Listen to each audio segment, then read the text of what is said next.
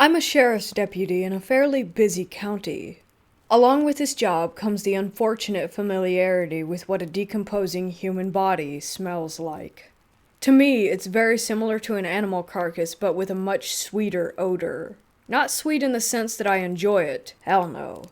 That smell normally means a bad night for me and another gruesome memory to add to my catalog of things that I would rather forget. With that out of the way, I'll get to what happened. Last night I was patrolling a geographically isolated area of the county which is very large and sparsely populated. Having completed the hour-long trek to the northwestern county line, I began driving through the mountains back toward civilization. About 25 miles from town, or the closest semblance thereof, I hit a straight stretch of highway through a wide valley. Since the weather was nice, I had my windows rolled down. As I passed the entrance of an old logging road, that familiar smell of sweet rot suddenly filled my car. Not just a whiff. A cloud of it filled the cab as if there was a week-old human corpse sitting in the front seat next to me. It was all too familiar, but this time, there was something else that I couldn't quite place. It lingered for a few moments, then went out just as quickly as it had entered. Realizing what I had just smelled, my heart sank and I pulled to the side of the road. I told myself that it was just a dead animal in the ditch, and that my mind was playing tricks on me. I turned my car around and drove slowly back toward the logging road. The closer I got to it, the smell became stronger, and I grew more certain that I was indeed about to find a body.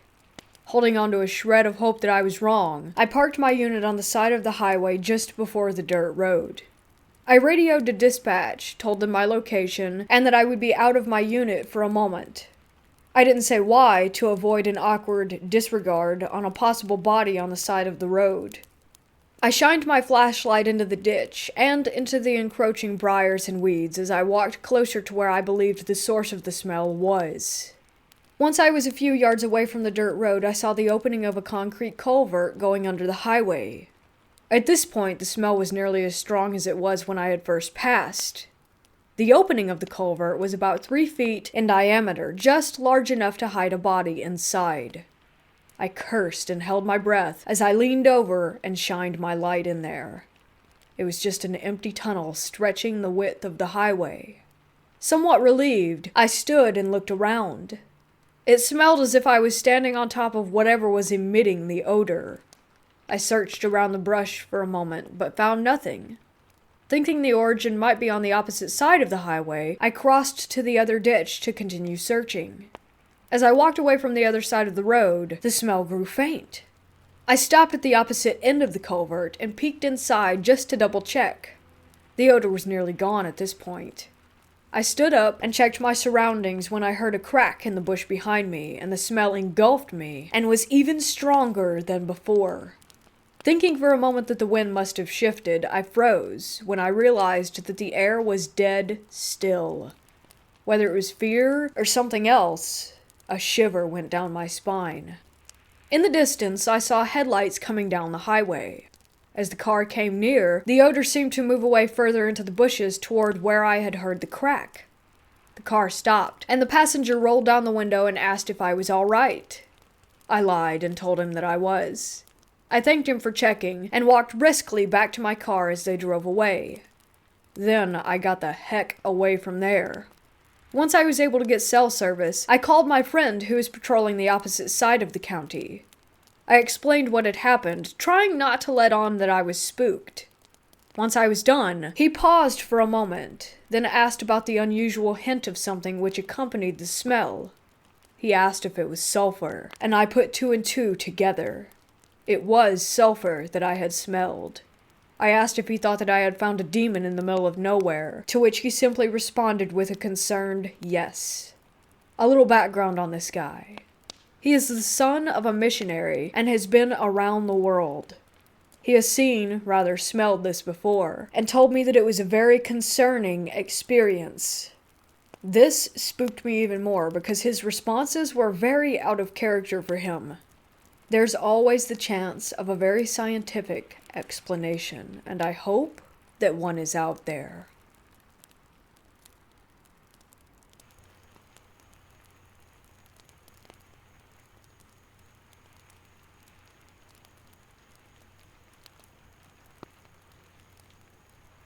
When I was younger and inexperienced, I decided to go to a spot in my small town that is supposed to be haunted. The story goes back to the 60s, when a man and a woman with 2 children got into a major argument, and she decided to leave with her kids.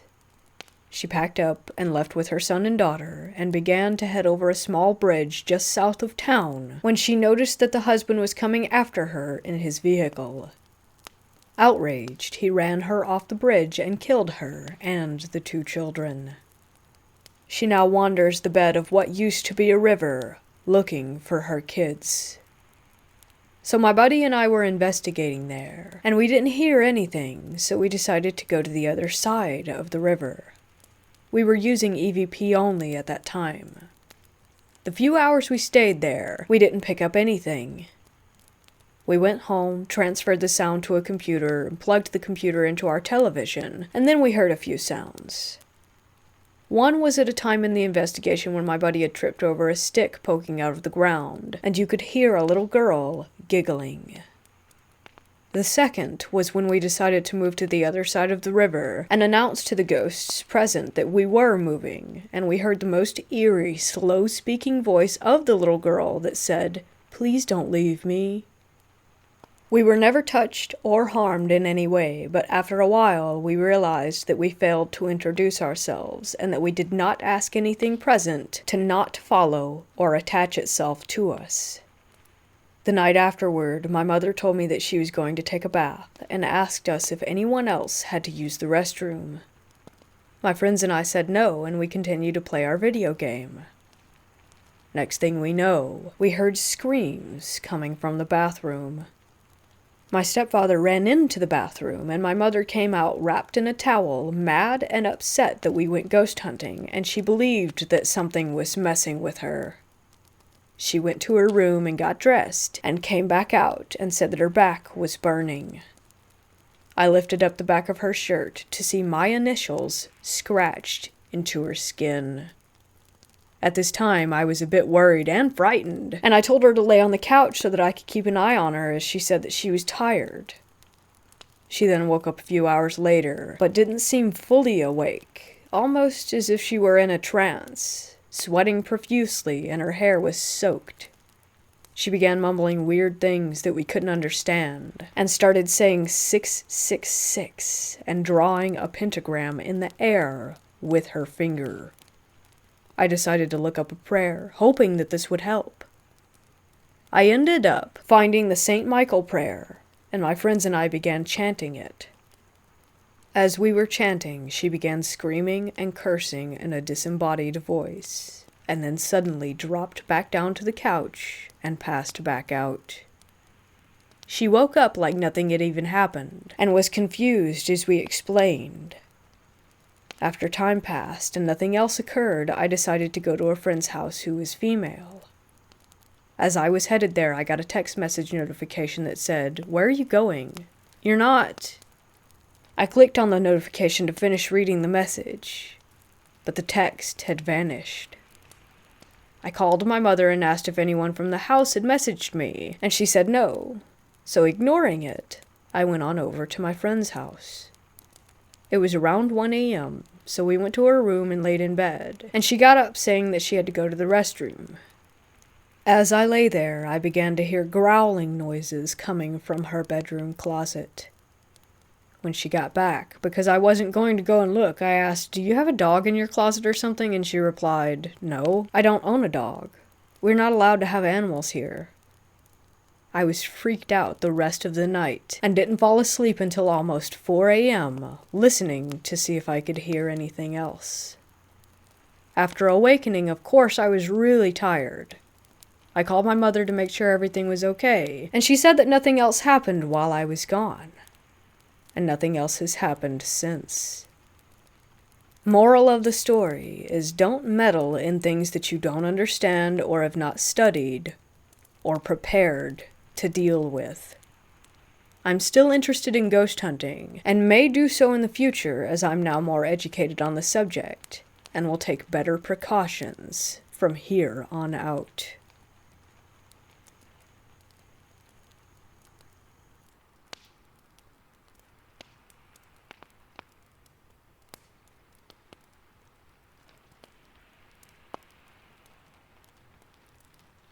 I work night shift at a 1920s mental hospital. Obviously, countless people have died here for various reasons. Hangings, a murder-suicide beatings, accidental overdose, electroshock therapy, etc. There are 4 floors, with the 4th floor being the well-known hotspot for paranormal activity. Me being security, I have to check it out every once in a while. The 4th floor is essentially an extremely long hallway, approximately 1,800 steps. With housing units, each unit has a 5-inch thick steel door, and there's a window at the very end of the hall. They don't house patients due to the fact that the county took over a while before I started, and it's completely empty by the time 3rd shift rolls around. The 4th floor is also the only floor in the entire complex that is completely off the ground due to the complex being built into a hill. It is also where the electroshock therapy took place a long time ago. This occurrence happened last Wednesday on 3rd shift. I wanted to do a walk through the 4th floor that night around 3 a.m. for no reason other than I was feeling brave. I walk all the way down to the window. Eventually, as I got closer, I started seeing that the window obviously needs cleaning. When I got about 5 feet away, all of a sudden there was a handprint that would have been extremely noticeable from even 15 feet away. I looked at the handprint, turned around, said nope, and walked back down the hall. On my way back from the window, I peek into a side office area with my flashlight just to look. Nothing. Kept going. After a couple seconds, it sounded like someone was running up behind me, so I walked even faster because everything in my body said not to turn around. As I kept walking, I passed by a unit, and as I passed, I heard what sounded like someone punching the door. Put it up to paranoia due to the running I heard prior, that is until I passed another unit. Another loud thud, as if again someone had punched the door. So at this point I start speed walking down the hall, and while I am, I hear footsteps following mine. Mind you, these units are not connected at all, and again, the entire floor is completely empty. That's just one of my experiences. I have also been having dreams of a white, skinny woman in a hospital gown that has black hair with bangs in her face. I always thought she was just a reoccurring person in my dreams, until I talked with one of the CNAs that worked tonight in the kids unit. I never brought her up to the CNA. We were just talking about ghosts, and she said that numerous people have said that they've seen the exact woman that I had just explained. We were just talking about ghosts, and she said that numerous people have said that they've seen the exact woman that I just explained. I then explained to the CNA in detail about how she looked in my dreams, and she just went pale and her mouth hung open. Supposedly, this ghost is extremely well known throughout the hospital by various people. People have seen her in mirrors, have been locked in bathrooms, and have seen her just walking around. But in my dreams, she always just appears or runs up to me, grabs me, and screams in my face. There was this one dream in particular where I woke up from a dream to wake up in my duplex's stairway. I walk down the stairs, because that's where my bedroom is, and walk into my bedroom. Once in there, I see my bed, my fiancé sleeping on her side of the bed, and myself also sleeping. In front of my closet, which is on my side of the bed, I see that same woman standing next to my body, just staring at me. I walk up to her, and I get the courage to ask her just who the hell she is. She looks at me, grabs me, screams in my face, then shoves me onto my bed, which is when I officially woke up at 3:15 a.m. I have no clue who this woman is at all, but I still dream about her every now and then. Every single dream is in a different place, but she's just there, and this has been going on since I started working at my job.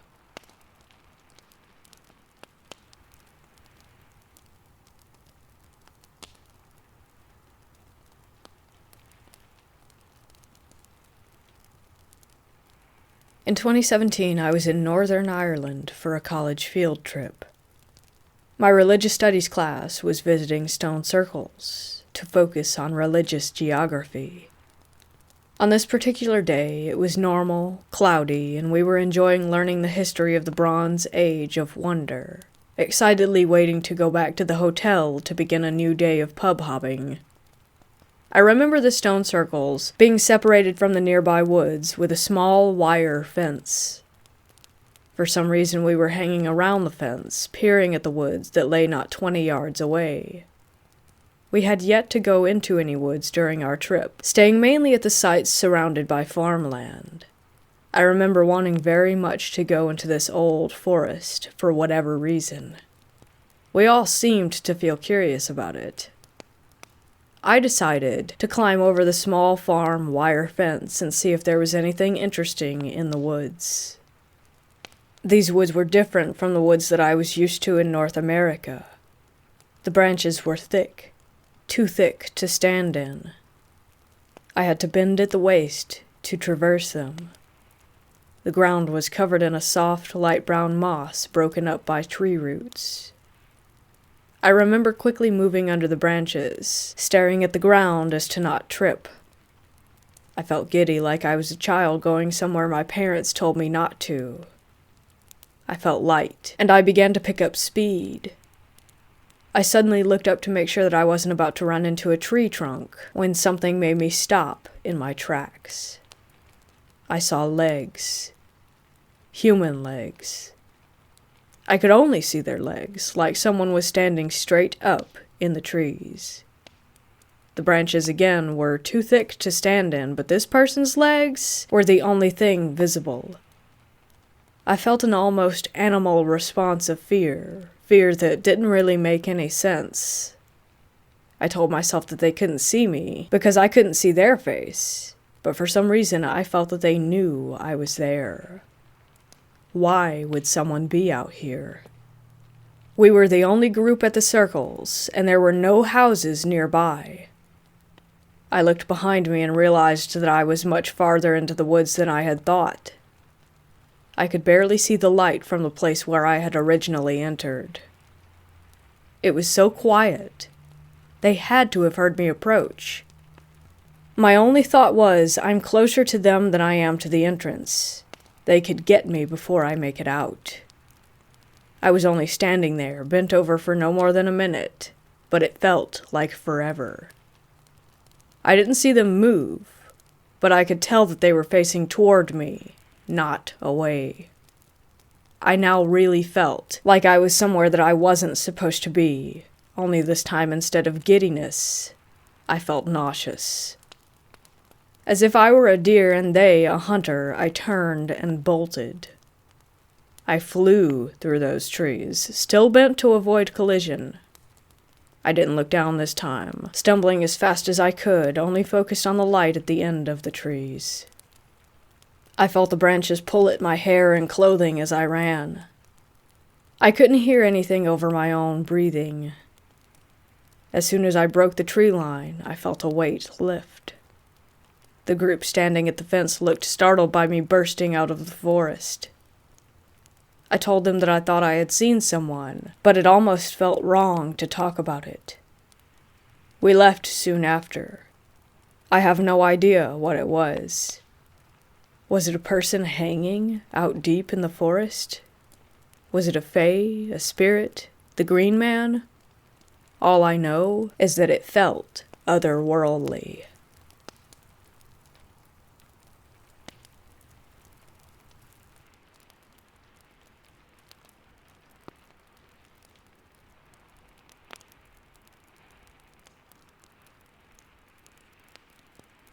This paranormal encounter took place at the hotel I worked at last year. I was 20 years old, working at a small mom-and-pop hotel in Ontario, California. I had worked there for some time before I started to stay there for a few months. The owner taught me everything that I needed to know so that I can run his business while he went on a business trip to Africa. Mind you, I didn't have a car, so my only option was to stay there and work around the clock if need be.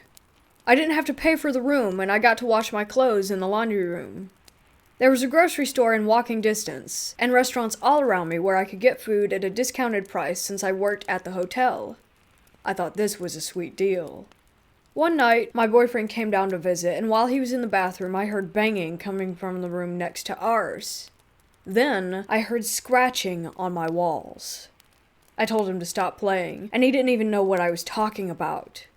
The banging continued all night, so I called the front desk and told them that the people next to me were loud and that I had to be up at 6 to go down there to work. She was quiet for a moment, and then she told me that she hadn't rented out the room next to mine. Mind you, I had an end room. I quickly ran outside to see if the curtains were open or closed, and they were open. I could see right into that room, and no one was there. I had never been so creeped out in all my life. I decided to sage the room to get rid of any bad spirits or energy, and that worked for a while, until it didn't. The next time, something demonic happened. I was asleep and kept hearing whispers in my sleep. I hate whispers with a passion, and they creep me out to the fullest. So I sat up in bed and I was looking around the dark room, and in the corner of the room, I saw white, glowing eyes staring at me. I felt frozen by its glare. I could see its body and saw that it was crouched down, holding its knees. Then I saw more shadows appearing closer and closer. I went to turn on the lamp next to the bed, and it didn't cut on. So my next thought was that I needed to run outside and get to safety. It took all the balls in the world for me to get up and do that. I was so scared that I couldn't even feel my legs. All I could feel was the cold wooden floor beneath me. I got to the door and flung it open, only to see that the bedroom curtains were on the outside of my room's window. The sky was black, and the clouds were a dark green with gray tint. I was mortified to realize that I was still asleep, and that I hadn't actually woken up. I looked back inside the hotel room and saw myself asleep in the bed. I screamed bloody murder, and that's when I jolted awake for real. I said a prayer and went back to sleep. The encounter that followed was even worse.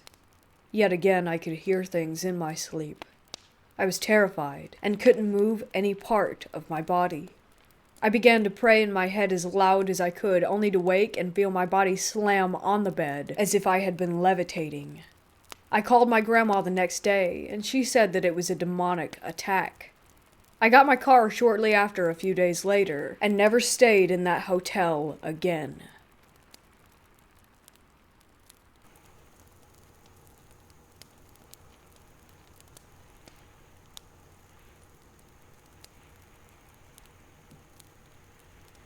I have been fascinated by ghosts and the supernatural my entire life.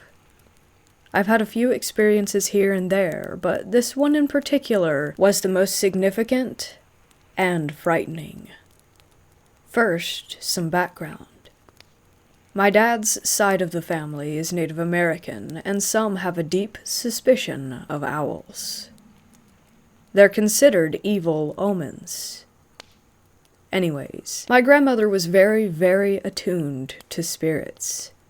She had the so-called second sight. She had a whole wealth of stories about her encounters with the paranormal, who she passed on to my aunt. But anywho, this next bit is relevant. A few months before she passed away from lupus, she woke up in a panic and came running into my aunt's room. My grandmother was generally a stoic, unflappable woman, so this was not like her. She dragged my aunt into her bedroom asking if she heard it. My aunt heard nothing. What my grandmother had heard was the so-called death owl. She passed on not too long after that. Fast forward about 10 years or so, I'm up around 4 a.m. watching TV. As I recall, it was around December of 2008. I heard this noise outside. It sounded like a woman weeping. The best way I can describe it was a voice that was caught between an owl's cry and a human's. It was very unnatural. I got a cold feeling in my gut because I knew exactly what it was, and it scared the ever-loving crap out of me. I remember being paralyzed with fear.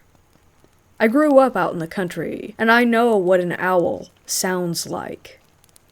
I've also heard bobcats, foxes, and the dying screams of rabbits. This was none of those things. Others have tried to claim that it was just an animal, but it was like no other animal I've ever heard. That unearthly wailing noise, like it was in mourning. It was the kind of sound that freezes the blood in your veins. At the time, I thought it might be foretelling my father's imminent death, since if you hear it, it either means that you or a family member is going to die, or it predicts great disaster. And for clarification, at the time, my dad was having some significant heart trouble, but he's much better now. Now comes the twist. On April 9th, 2009, a huge wildfire swept through my area. A lot of houses burned down, and mine was among them. When we came back, my home was nothing but a pile of smoking rubble. It took me a bit to make the connection, but I am positive that the death owl, or banshee, was an omen that predicted this disaster. One thing's for sure, I hope to God that I never hear that thing again, because I will never forget it. I have a suspicion that this thing stalks my family. I can't be certain. I'll have to do some research into my family tree. I know this might sound unbelievable to some, but I swear till the day that I die that this is all 100% true. So there you have it, folks. My most significant paranormal encounter.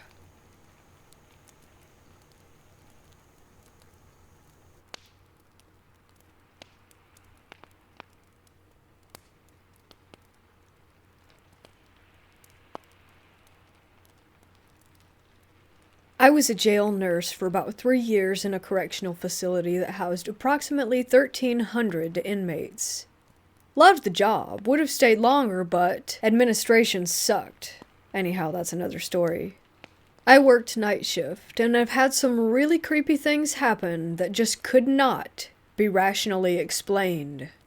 I worked both booking and infirmary, but the majority of the incidents occurred in the infirmary. Okay, so I was there maybe a month. Not a new nurse, but new to corrections. Anyone who has spent any time in a jail will tell you that when those heavy doors slam shut, it is a very distinctive, definitive, loud noise. To get into the infirmary, you have to have a key or be buzzed in by a central control. So I'm sitting at my desk, and I hear the metal door outside my office click, like someone from Central has unlocked it, and it opens about halfway, and then just slammed shut. Now in my office, there is a huge glass window so that the nursing staff can see any inmates that are about to enter. When the door slammed, I thought it was just one of the officers messing around, and I jumped up and went to the window. But no one was there. I called Central, and the officer that answered sounded like I just woke him from a sound sleep, and I said, "Ha ha, very funny." He had no idea what I was talking about. And I knew this officer, and I was surprised that he would go along with any type of prank, because frankly, he was kind of a jerk-off with absolutely no sense of humor. After that, I just thought it was some mechanical glitch. I sat down and everything just changed. It felt colder, and I sensed that I was being watched. I was just all around uncomfortable. I took my stethoscope from around my neck and put it on the desk and left my office to go into the medical department. I stayed in medical for a few talking to the staff in there, and then went back to my office. When I walked in, I went to grab my stethoscope off the desk to check an inmate, and it wasn't there. I looked on the desk, on the side, underneath. It just wasn't there. I should mention that when I left my office, I did lock the door as per protocol, and I'm the only one on the shift with the key. Now I think I'm going crazy, so I start looking everywhere, and I cannot find it. In my office there is a large closet that holds all supplies that is also locked, with the key being on the set of keys that I carry. Anyhow, later in the shift, I needed to go into the closet and get something. I really don't remember what. And sitting in the middle of the floor is my stethoscope. I picked it up, and the heavy metal door outside my office clicks again, opens halfway, and slams shut. I locked the closet, locked my office, and went out for a smoke. I was scared shitless, but I had responsibilities and patients to look after. So I go back in, and I swear the whole atmosphere was lighter. It was warmer, and I felt way more comfortable. When my shift was over, the central officers rewound the tapes for me, and I saw the doors just open and slam shut with not a single person near them or in the hallway. I wish I could say that that was the last time it happened, or that I got more comfortable with it. I did not, because each time it happened it seems that the doors slammed harder, and that uncomfortable feeling lasted longer and longer, almost as if I were being stalked. Things that went missing were found in different parts in the jail. My pen case in the women's wing, my med sheets in solitary central control room, my portable blood pressure cuff in the kitchen. And each and every time something of mine would show up in another part of the jail, the officers and I would look at the tapes and see no one. Remember, I said I felt like I was being stalked. Well, that's because all these things happened to me, but no other nurse who worked nights. Not one other nurse who worked on my days off had anything happen either. No doors slam, click open, shut, no stuff moving. It was just me. Every officer and every one of the medical staff who worked there well before I got there swore up and down that this kind of incident never, ever had occurred before. It got to the point for me that I started just not staying in my office. I would just get all the stuff that I needed for my shift and sit at the officer's desk. I did that until I left there and got another job. I haven't had anything like that happen ever again.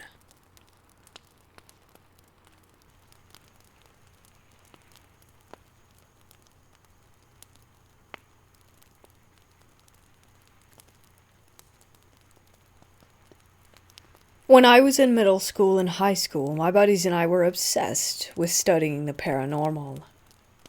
I had every book on ghost lore that there was, and I had read them cover to cover. We would build websites with our favorite stories and local folk legends. We eventually began doing films and video expeditions at night to houses, cemeteries, caves, etc. in the surrounding area. This is just a short collection of a few of the more eerie and fun things that happened. It started off with my dad driving us out to these places at night. We would tramp off into a field or cemetery while he stayed in the car and smoked a cigarette. I remember one night we walked up a hill into a graveyard and immediately heard howling coming from the area to our right. 2 of the 4 of us freaked out and immediately headed back to the car. My buddy and I recognized it as a pack of coyotes and decided that they were more afraid of us than we were of them. There was still something that caught his eye, and from our left, behind us at this point as we were distracted by the coyotes. He tore out before I had a chance to see what it was, and I was too slow to realize that I was standing alone in the middle of a graveyard in the middle of the night, in the middle of nowhere. When I turned around to see what the commotion was, I saw something that wasn't terrifying so much as befuddling. I heard the quick scamper of something relatively heavy running through the forest on the edge of the graveyard roughly 20 feet away. I shined my flashlight on it thinking that it was a deer, and I could see instantly that it was not. It was nothing. Not nothing as in there was nothing there. Nothing, as in I could clearly see it kicking up leaves and hear the noise and even feel the vibration as it ran. But it was as if someone invisible were running through the forest not 5 yards away from me. I turned around and walked back to the car at that point, and haven't been back since. Later, when I got my license, I would drive us out on our own.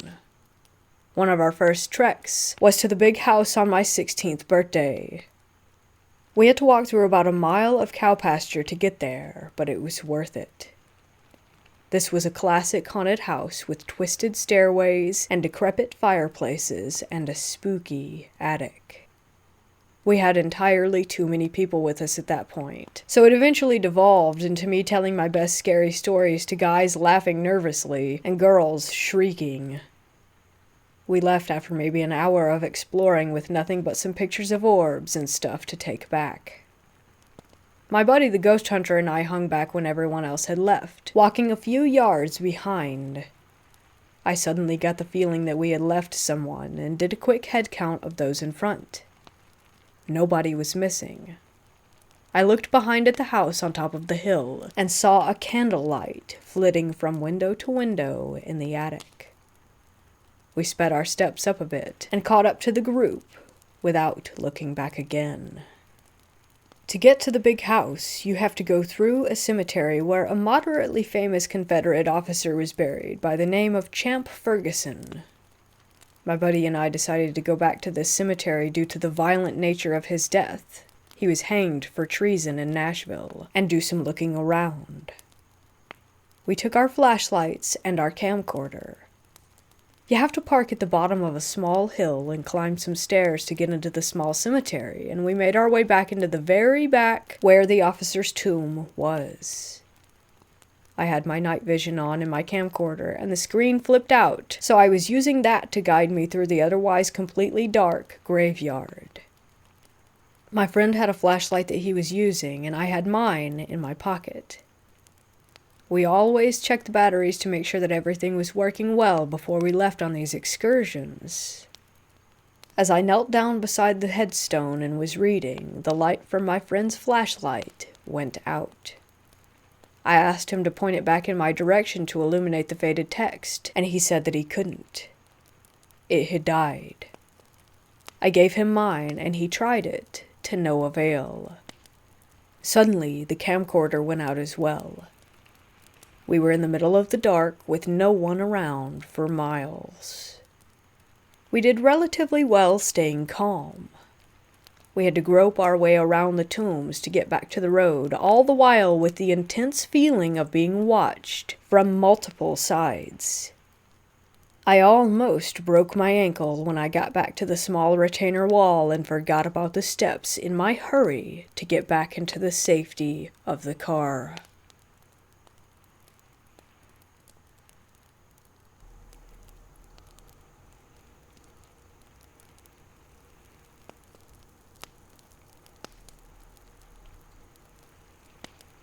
I was reading somebody's Reddit post today where they talked about their mother being scared because she heard 3 knocks and related it to the 3-knock omen, which I had never heard of.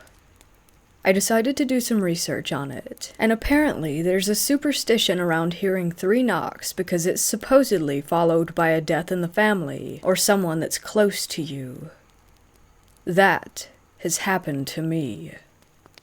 A couple years ago, I went to a mountain resort in California for a little over a month, and stayed with my sister and brother-in-law who lived there. Around the same time when I came, they got a new roommate. He was a nice guy, maybe in his late 20s, early 30s, an ex-alcoholic, but overall, just a really great guy.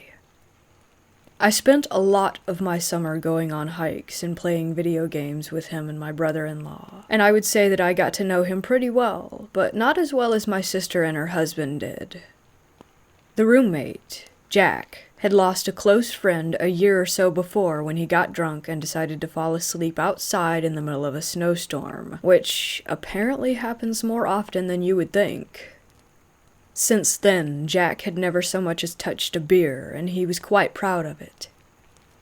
Anyways, it was around my 3rd or 4th week there, when my sister and I were watching The Babadook, and it was pretty late at night, around 1, maybe 2 a.m. The movie ended, and she was going to let me sleep in the room with her since Jack and her husband were out camping or something, but I don't really remember what they were doing. It was silent in the house, and all the lights were off when we heard 3 loud, distinct knocking sounds. I asked her if she had heard them, and she said yes, but it was probably just the dryer making noises upstairs. It was a fairly new dryer that didn't make any sound. Maybe around 10 minutes later we heard the same 3 knocks again, but my sister rode it off to the dryer being noisy once more. It didn't sound like a broken dryer since it was 3 obvious knocks, though. I don't want to go too far into the history of the house or anything, but it was definitely haunted. Things would randomly fly off of shelves, and the lights would randomly turn themselves off. Also, some of the furniture that the house came with had what we thought were blood stains. I wrote that night off to the spirit in their house messing with us since we were watching a scary movie, up until today, when I put everything together. 2 days after I left, they found Jack dead in his room upstairs. They said he drank himself to death, which was surprising considering how proud he was of getting sober. Maybe the death knocks were real, or maybe not. Maybe it was all just a coincidence. What do you think? Also, I should probably also mention that he had a bad liver from his previous drinking problem. I don't really know how that works, but I guess one night of extremely heavy drinking did it for him.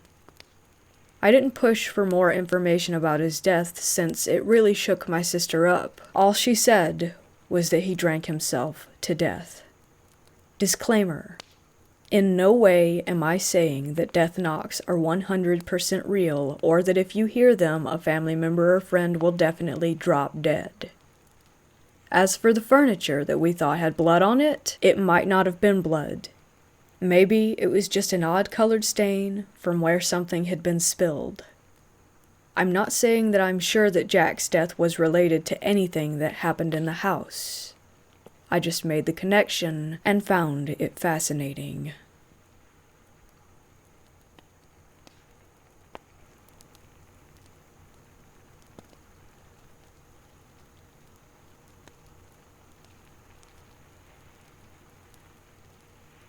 There has always been folklore around black crows and their cawing that my mother has always believed in. I've always been in love with anything creepy, so I bought into black crows aesthetically, but never actually believed that they served as an omen for death, as they're commonly known for. That was until I was told this story later in my life. My mother is from Central America and was born and raised there, only moving to the United States around 2000. She's always been superstitious. She would tell me when I was a kid to be careful around crows. Try not to let one fly in my path or disturb one because they symbolize death and can predict it if someone in your life is about to die. I was just a kid, so again, I never really believed any of that and just promised to follow these rules to please her.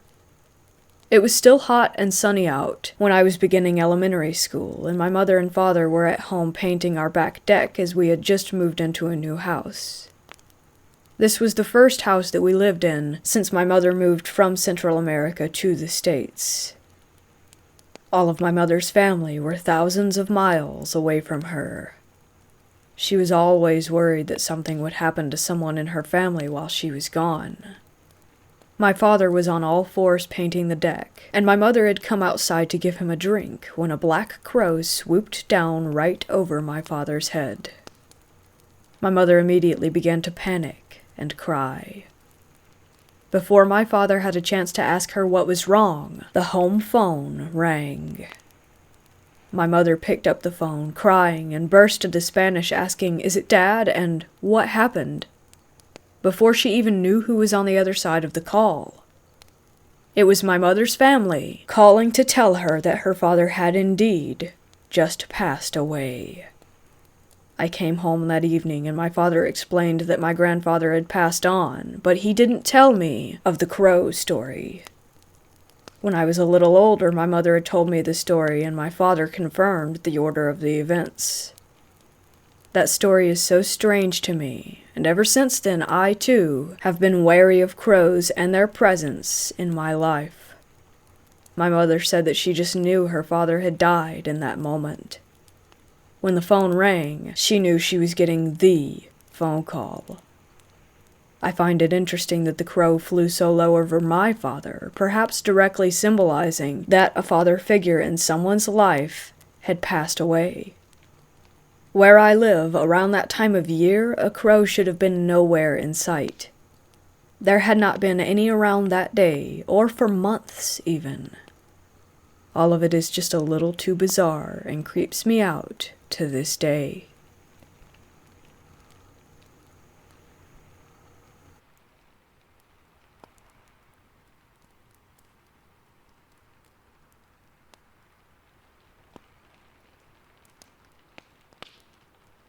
I've worked 3.5 years now as a psych tech at a unit that covers the southeast portion of my state. The unit I work on you can think of as the ER for psych. We admit individuals who are having mental breaks or who need help for self-harm, being disabled from their psych disorder or harming others. The unit is freaking old, and has been around since the time of Moses, it seems. Even though weird events go on, it's a pretty awesome job helping others, and I love working here while I finish going to school. I will say to start out with, that most nights on the unit are really quite boring. Naturally, with the type of individuals that can stay here, the unit can have a change in its feeling rather quickly though. I've had individuals who I've never met before know strange things about me or other patients, such as where I've buried my dogs, names of family members, or the streets that I've grown up on. You'll get a weird vibe walking by certain patients. At times, my patients will say creepy stuff such as being told the devil has sent its demons to watch me and not mess up. I witnessed a lady who came in for suicidal thoughts slowly progress to sitting in a corner and screaming "no, stop" till she couldn't talk. This lady shouted and shrieked the same phrases over and over in an empty room. The unit also has one room that I dislike because no matter who gets assigned to stay in that room, they always seem to get much worse before they get better. The room is always cold, even when the heat comes through the vent. I can recall 4 patients asking to switch rooms because the shadows in the room surround them when they sleep and buzz at them at night. My most recent experience was while doing my safety check in an unoccupied room which had the door open. Previously in the shift, I knew it was locked because I had checked all the unused rooms to make sure that they were, indeed, closed and locked. I thought housekeeping had come up to clean the room possibly, since a patient was discharged from in there the night before. Next thing I knew, I had a soap bar and a shampoo bottle thrown at me. It wasn't a joke throw either, but a rip right at me. The door slammed shut. I think a patient is in there now. I open the door to a completely empty, clean room. I lock it up, pick up the soaps, and try to tell the other tech that I'm working with what had happened. We pull up the camera and sure enough you can watch that event unfold in the hall. Not all experiences are bad or evil on the unit. The patients will sometimes tell me that they had family that's passed on stay the night in their room and visit with them until they fall asleep. Another time I had one patient tell me that a giant white figure stood guard by their door and kept the shadow figures from coming in until they were finally able to doze off. We do have regular figures that walk the yard and hang out in the rooms. One we call the engineer because the figure is always being seen in the utility closet. The mysterious stranger resembles a character out of a game. He's a tall guy in a tannish trench coat and business hat walking the same path around 3 a.m. and disappears after he passes by a big elm tree. Before you come onto the unit, there's a fairly large gym to play basketball, lift weights, or exercise, which low-risk patients can use with a staff member. Before you come onto the unit, there's a fairly large gym to play basketball, lift weights, or exercise, which low-risk patients can use with a staff member. On my 4th meal break, I usually eat and do a little working out. The gym also has a radio to hook up your phone to and to jam some music. This particular time, I'm shooting hoops and listening to Metallica. My break ends, so I put the ball away and unplug my phone to leave. As the music cuts, I hear a soft voice say, "Keep playing." Similar story from a coworker from the same place. When she turned the music off, she heard someone picking up singing where the song had stopped. Apparently, they also enjoy music just as much as the rest of us.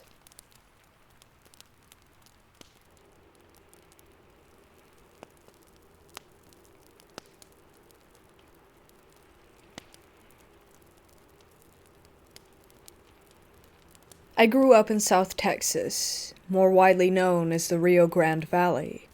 I'm the youngest of 3 kids, and we all lived with our mom and stepdad in a great big red brick house. It was quite a culture shock moving from the piney woods of East Texas all the way to the flat, desert-like land of the RGV.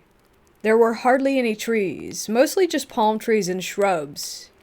We saw a cactus here and there, and the wildlife consisted mostly of jackrabbits, rattlesnakes, and armadillos. When we started school, we learned quickly that the people were superstitious, to say the least.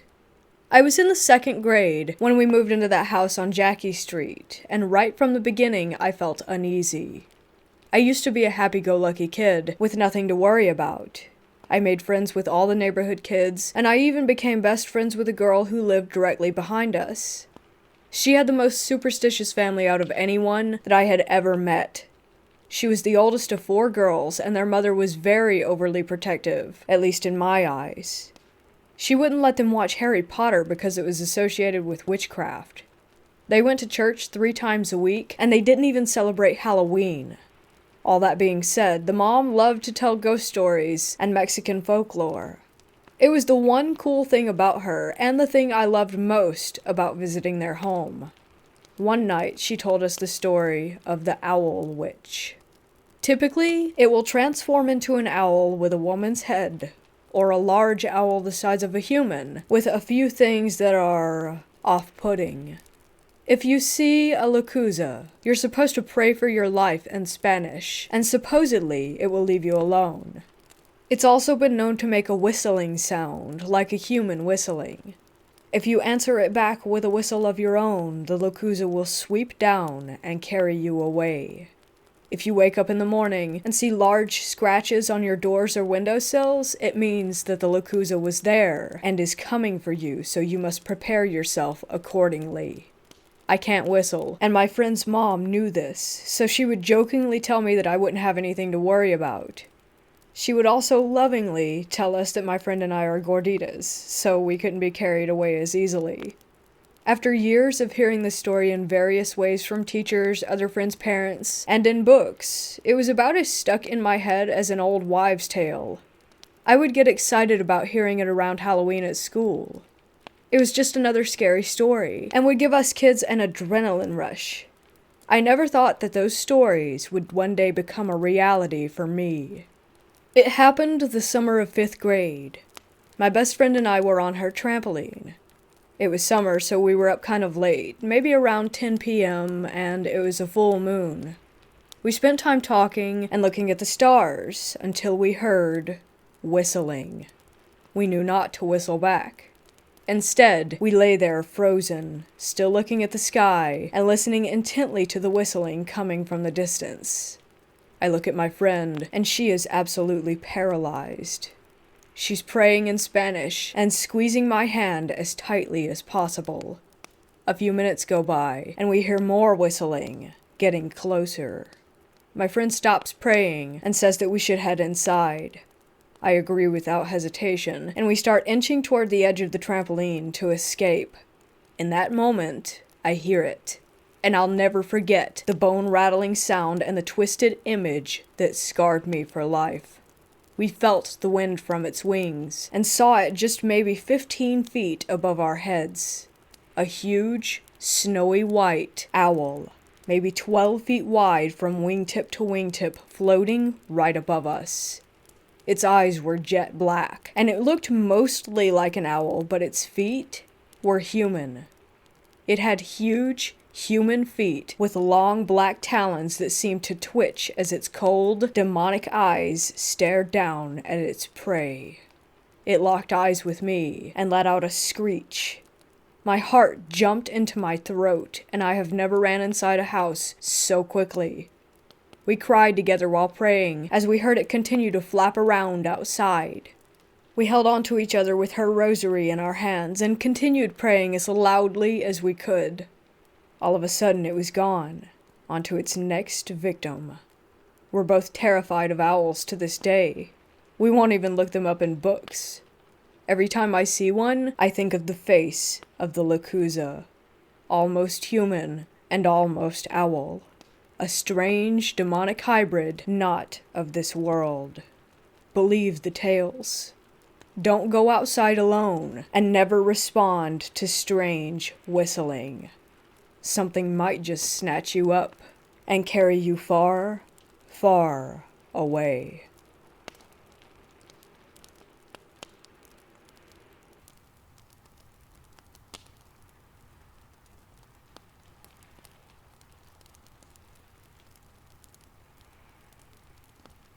Two years ago, I was hanging around with a group of mates in a small forest. Now, we've done this before more than once, and never really had anything weird happen except on two separate occasions. The first encounter that we had was a weird formation of stars slowly moving around in the sky in a triangle, and within a span of 2 seconds going incredibly fast and moving out of our view. All 7 of us saw this, so I know that it wasn't just my imagination. Now, the second encounter freaked us out the most. This happened at exactly the same location as where we saw the star formation. We were just casually hanging around in the midsummer, when around 2:30 out of the blue I saw someone standing near us. I should point out that he was standing behind one of my friends, who I had just talked to about 3 seconds before. Everything about this guy struck me as off-putting.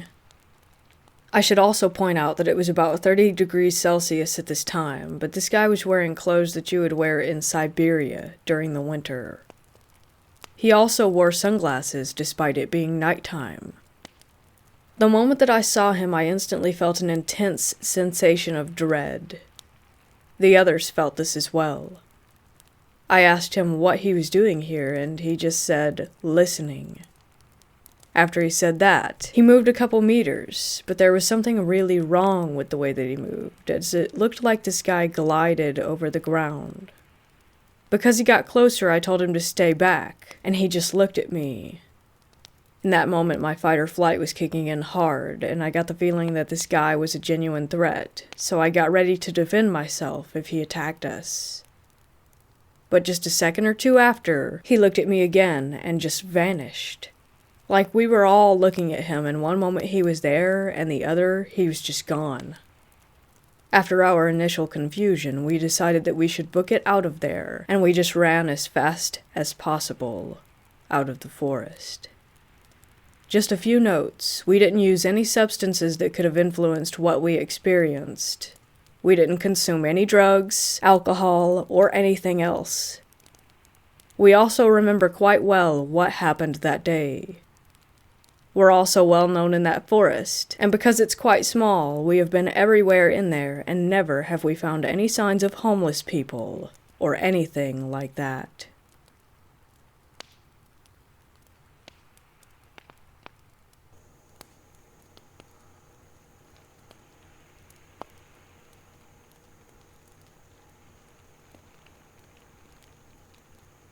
This story comes from my girlfriend, who told me that a couple of months ago her mom was exiting an office that she works at in the middle of the night when she saw an apparition. She described it as looking like a very abnormally large black dog that was staring her down in the parking lot. Apparently the dog charged at her and vanished as it went through her, never to be seen again after that. Now, my girlfriend's mom is no stranger to the paranormal, and has tons of crazy stories, and this being the latest incident, she knew it meant something bad. She called my girlfriend frantically, asking her to check on her grandpa, who they were taking care of for about a year at that point, but he was okay. 2 days later, however, he passed on. This also happened to my girlfriend's grandma on her mom's side, where she was outside and saw a large, black dog on the roof of her house staring her down until it jumped down and vanished into her as well. Her first husband died after she received this visit from the dog. From what I could take from the story, it seemed more immediate than just 2 days. It was the first I've ever heard of a large black dog figure appearing, and a few hours later my curiosity led me to searching for similar experiences online. I stumbled across mythology and folklore, speaking of how large black dogs and or hellhounds are omens of death.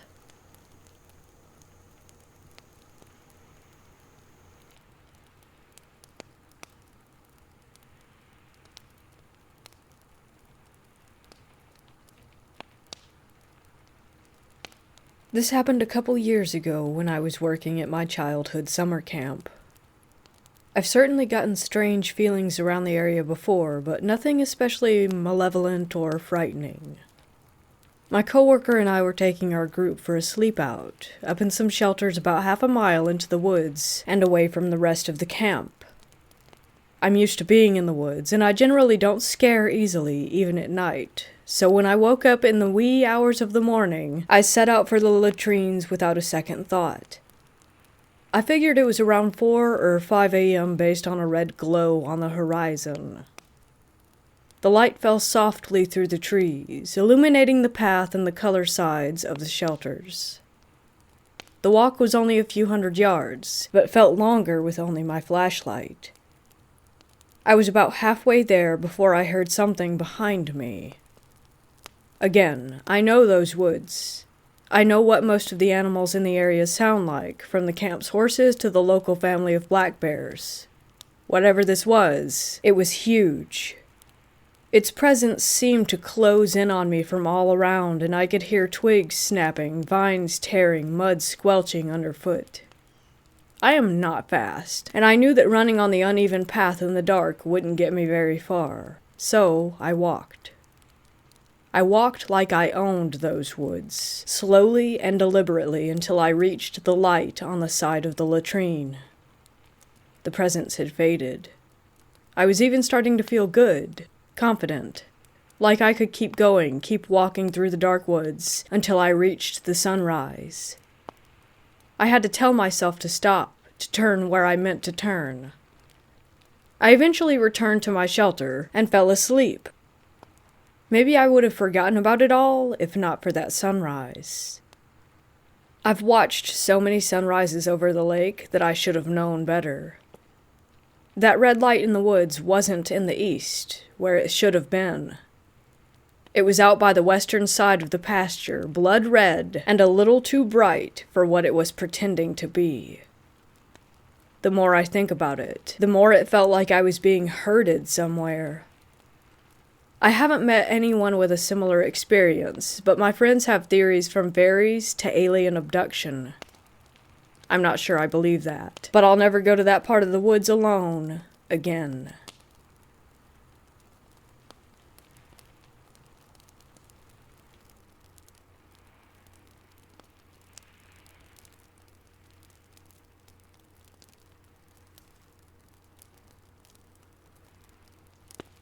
I work in a place with 5 floors and a basement. It used to be a house for nuns and priests. I have divided the story into small parts describing everything I've seen on each floor. I got called up for a night shift since a colleague called in sick. I've never done a night shift here, so I took up the opportunity to see what it was like. 4th floor. Doing your rounds isn't the creepiest thing at all. The creepiest thing is going down the stairs again. You will see a black figure walking the hallway. Just your average shadow, you know. Well, thing is, the lift sometimes randomly goes to that floor during the night, as if someone is calling it. 3rd floor. Doing your rounds gets a little weirder here, since it seems as though you aren't alone whilst on the floor. You will hear footsteps and see shadows on the wall walking past you. 2nd floor. Exactly the same as 3rd floor except for one painting. It has a woman in it that sometimes changes position or even completely disappears. 1st floor.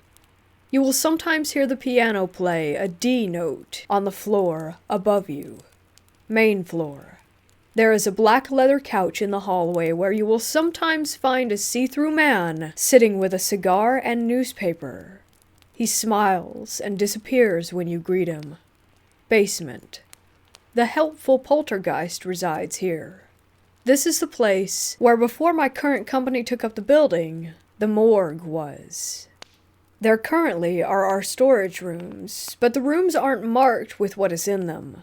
But that doesn't matter, because the night shift always gets knocks on the door to indicate where the item is.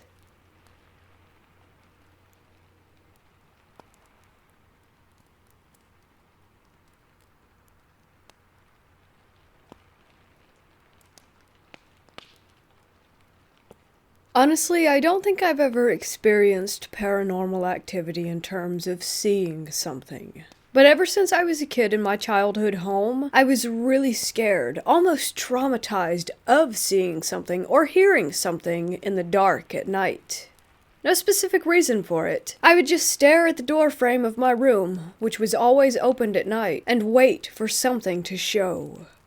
I never even liked horror movies, and even now at 21 I avoid them because I know they freak me out, so I don't believe that the fear came from the movies. The thing is, I moved to a different city when I was 18 years old and changed a few apartments until now, and in every single one of them, I felt chills.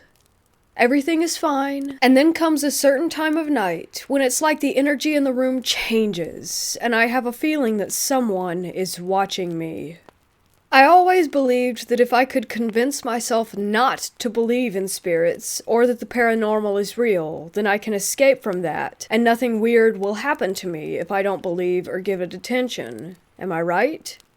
But here we are. I started to think, what if the cold, watching feeling and fear I get every night is related to some childhood trauma that I might not remember? Fast forward to today. My boyfriend and I moved back to his parents' house after the lockdown. We have a separate upper apartment for ourselves, and no one but him ever lived there.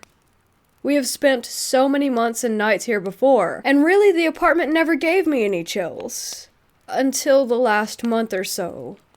So lately I have this really bad vibe in this place, especially at night.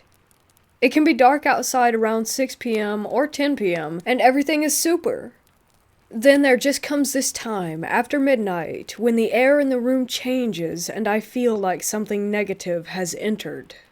The whole energy is negative, and the feeling of someone looking at me returns.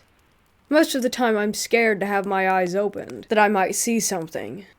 He doesn't feel the same thing and says it's because of the stress and anxiety. And true, it might just be paranoia, and I'm going crazy. But I had several nights when I really did feel like something was messing with me.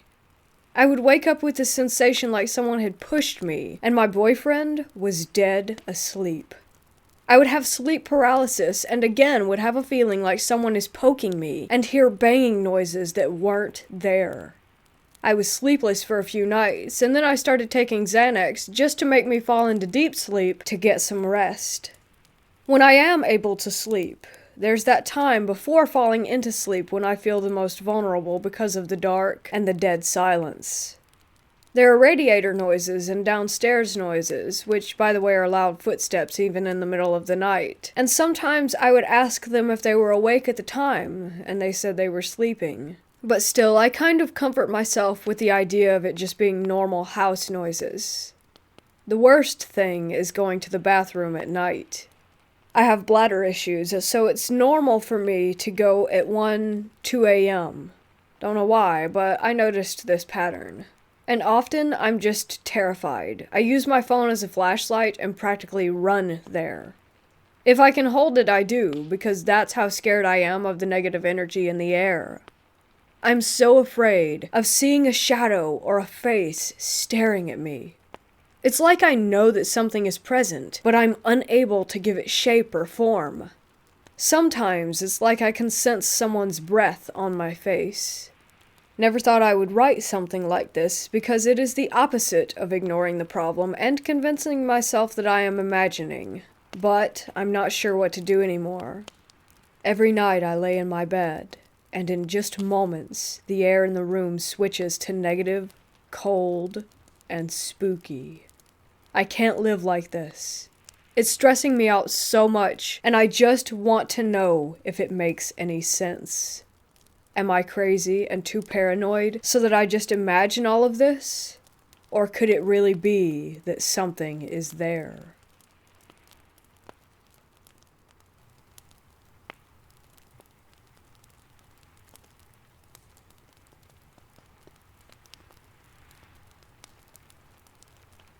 I live in a forest outside of a large Croatian city.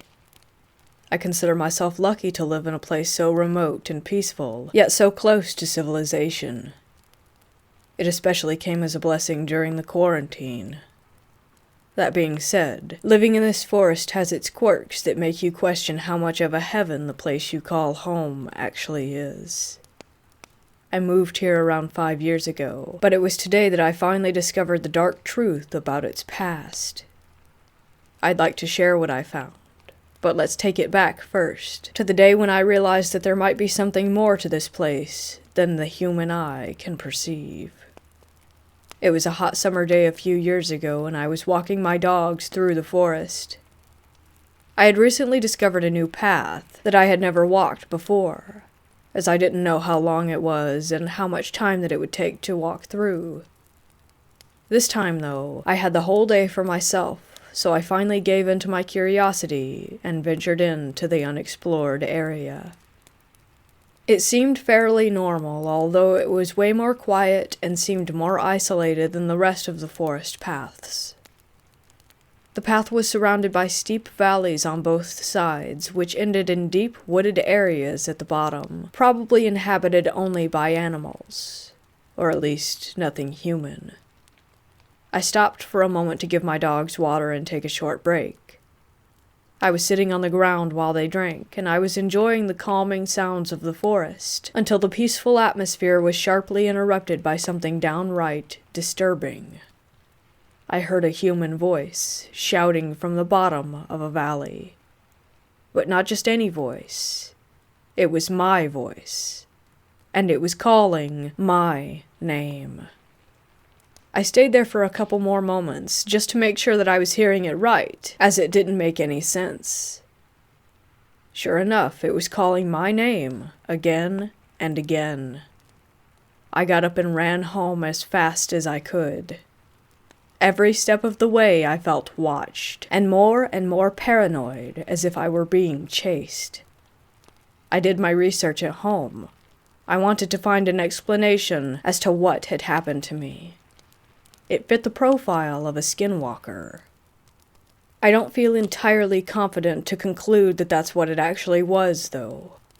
As I already said in the beginning, I'm from Croatia, and I don't know enough about skinwalkers to know if they can be found here, if they even exist.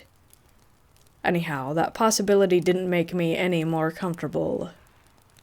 Unfortunately, it wasn't a single event. This was only the beginning of strange happenings for me in that forest. I have a hard time falling asleep, so I usually go out for a nightly stroll up and down the street before I go to bed. My street is surrounded by forests, but it didn't used to scare me. I was used to the way the darkness looks, material in the trees, and I made peace with being exposed by the streetlights to anything that lurks within. After what I encountered, though, I can't shake the feeling of being watched, and the sound of leaves rustling as if someone were walking in there in the dark, every night that I take that walk. I will also sometimes hear my name being called from a distance, just like that summer day. I play it safe, so I casually stroll back into the house when it gets too intense, when I feel surrounded by invisible eyes preying on me, just waiting for the right moment. You have to play it cool. Don't let them know you know that they're there. Seem completely unbothered. Now, that skinwalker theory had stuck with me for a long time, even though I can't prove it. I feel like I was being stalked by one. That wasn't until today, when I found out about something I think I should have known a long time ago. I always knew my forest is an unusual place. Part of it is a memorial park, full of strange monuments. I thought those were just there for soldiers that died during the war and didn't think much else of it. I'm currently in my 4th year of high school and we're learning about the World Wars, so that sparked some curiosity to find out more about the forest. What I found left me in shock. Basically, horrible war crimes had taken place exactly there, and the ground is filled with mass graves of the executed and tortured soldiers. According to the official site of the Memorial Park's virtual museum, it is the quote-unquote site where the worst mass war crimes in the modern history of the city of Zagreb were committed. I was shocked, to say the least. Finding that information left me completely speechless. You'd think I had finally gotten my conclusion, an answer to what it is that haunts my forest. Instead, it just left me with even more questions. I don't know what entity spies on me, or what its intentions are. I don't even know if it's an individual, or if there's more of them working in unison against something that doesn't belong. The only thing I know for sure is the way it feels. In some way, my concerns seem justified. I most likely am not the only thing roaming these woods at night. The forest feels heavier now. The weight of the truth combined with the burden of worry leaves the night air tingling with tension. Oh, how the tables have turned. The presence I worry about the most right now is me. I might actually be the one disturbing the peace of things that were quietly buried in the soil. As much as I don't know their intentions, they also don't know about mine. I wish there was a way to make it clear that I approve of their ownership of these grounds, that I am okay with being merely a guest, privileged by their peace. So until further notice, I am the one haunting this place.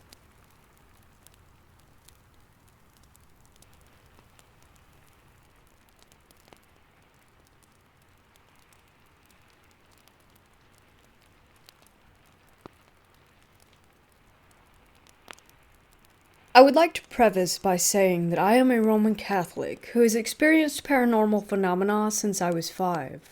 My late grandmother had experienced similar phenomena, and my mother and sisters also, but to a much lesser degree. As I get older, I notice the experiences are slightly more darker in nature. I know very little of demonology, other than what has been referenced in the Bible.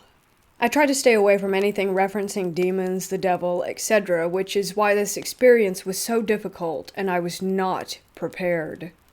In October of 2018, I was admitted to the hospital due to an electrolyte imbalance. I was in a room with 3 other female patients. On my second night, my arms were finally free of the IV, so I was able to move around and assist the other women, who weren't as mobile, in getting ready for bed. One of the women was much older and cranky. She seemed to take an instant dislike to me when I first moved into the room, but warmed up to me after I helped her. When the lights went out, I decided to lay on my stomach and say my silent prayers. To the casual observer, it would have looked as if I was asleep. During this time, I could hear the woman that I helped argue with herself about me. She stated that I was nice, and then she replied to herself stating that I am not what I seem or something to that effect, and it went back and forth like that during my prayers. Shortly after, the room started getting really cold, really fast. I silently prayed to God to watch over her and free her from any negative influences. It was then that I heard her say these words very loudly. I don't know the Lord's Prayer, and my name. I freaked out, quickly processing what had just happened. The woman knew that I was praying over her, and there was no way that she could have known that. In my mind, I instinctively knew that I was not up for the confrontation. I was weak and still recovering. I got up from my bed, and with my back to her, I said something like, "There's no way I can stay here now." To which she answered, "Yes, go." I won, and laughed really hard. I was amazed that the other 2 women had slept through it. It was around 10 p.m. when this occurred. The room was stiflingly cold at this point, and I ran to reception and asked to be discharged, but the charge nurse said that I couldn't leave without my doctor discharging me. I begged again to be discharged, but was denied, and the nurses tried to calm me as they got a hold of my doctor, who said that he would be in at 7 a.m. and that I needed to stay put. I asked to be relocated to another room in the interim, but the only available room was directly next door, and that was way too close for my liking, so they put me in the day room with a blanket and pillow. I used my phone to call my sister to get me out of the hospital. She works at another hospital, and told me the car wasn't home and to catch an Uber to her place. The ward was locked down for the evening though, so I couldn't leave anyway, and chose to just stay in the day room. The TV was on standby, but I could hear voices coming from it, even though the screen was blank. The voices talked about a shooting at the hospital I was in, with thousands of fatalities. It then talked about my baby nephew being in a plane that was shot down. By then, I was truly hysterical, as fear for my family took root and everything I learned went out the window. Throughout this time, the voices from the TV continued calling me names, etc. I couldn't stay any longer in the day room, and the nurses had me on a stretcher right in front of the main desk, where the charge nurse could see me. It felt like a really bad dream, and I was hysterical and paranoid. I laid down on the stretcher, and that's when I noticed hanging overhead the ward number 66. I was also on the 6th floor of the hospital. I wondered if that was why there was so much activity there. Not long after, I started hearing other voices coming from different rooms of the ward asking about me. They seemed to be communicating to each other and laughing. I started silently praying again with more conviction. A male patient in the ward nearest my stretcher started crying out for help, claiming that I was hurting him. I prayed even harder, citing the Lord's Prayer. He asked the nurse for the name of the lady outside hurting him, and she gave him my first name. He started crying again, joined by another voice 2 doors down. I prayed to know who they were in Jesus' name, and all these voices talked at once, but the one name that I could clearly make out was Beelzebub. I continued to pray throughout the first night as they taunted, laughed, cackled, and cried. At this point, the light in the man's hospital room was turned on as a nurse was with him trying to calm him down. I had been sitting up on my stretcher bed whilst praying, and watched his silhouette as he tried to inch his way to the open doorway. It was then that I noticed the odd shadow that he cast. It was so strange. It looked like a spiky-headed being with a dog. Spiky-headed in an almost cartoonish way like Bart Simpson. It continued until morning, and I was moved to a small private room awaiting the doctor. The voices were still verbally attacking and threatening me, but my hysteria was long gone by that point, and I was just determined to leave. I ended up discharging myself before the doctor arrived, but had to return as I still had the IV catheter in my arm. On my return, they placed me in another ward. I refused to go back to Ward 66, and I was allowed to recover in peace. And eventually, the demonic taunting stopped. I had a course of bad luck following that event. Basically, all of 2019 was a series of misfortunes and bad luck that still hasn't come right. I don't know what to do other than just keep moving on. I went to a psychiatrist last December who said that other than the trauma I would need their help with, I was in good mental health.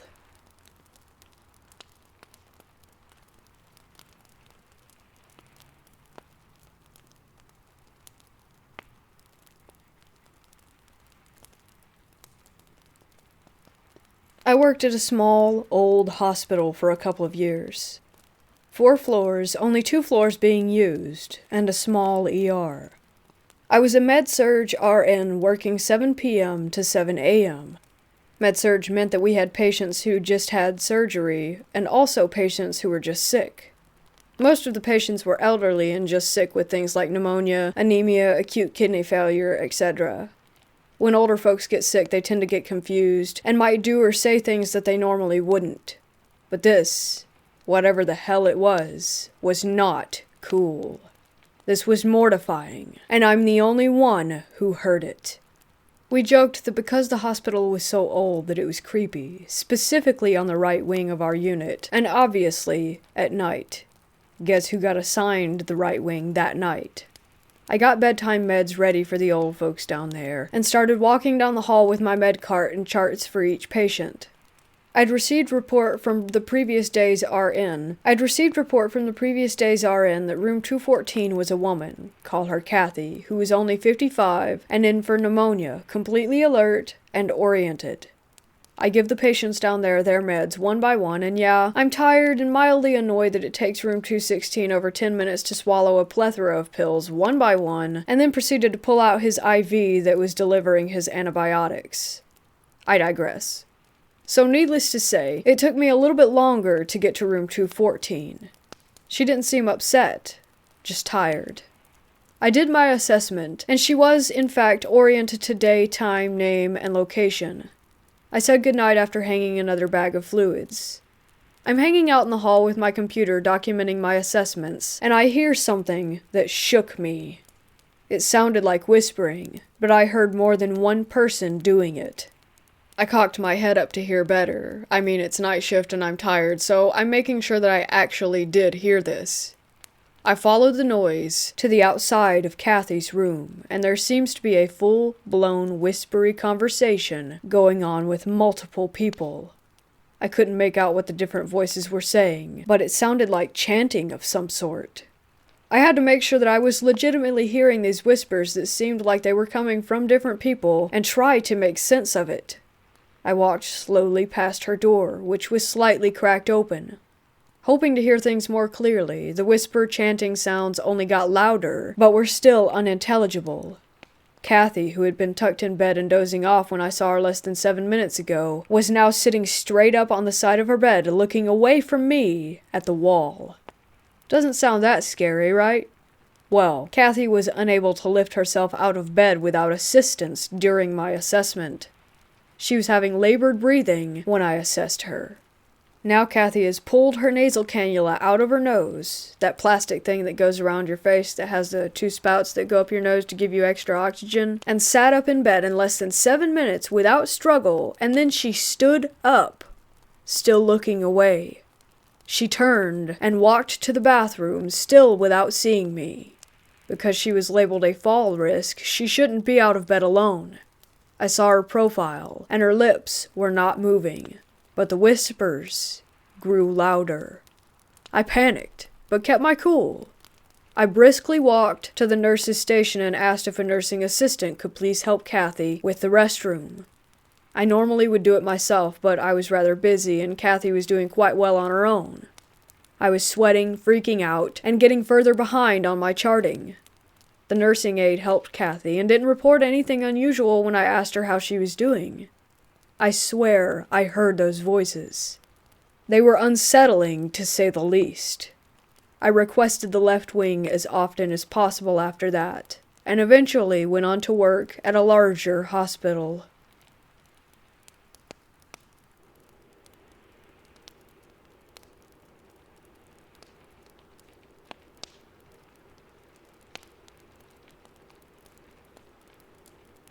I live in Eastern Europe.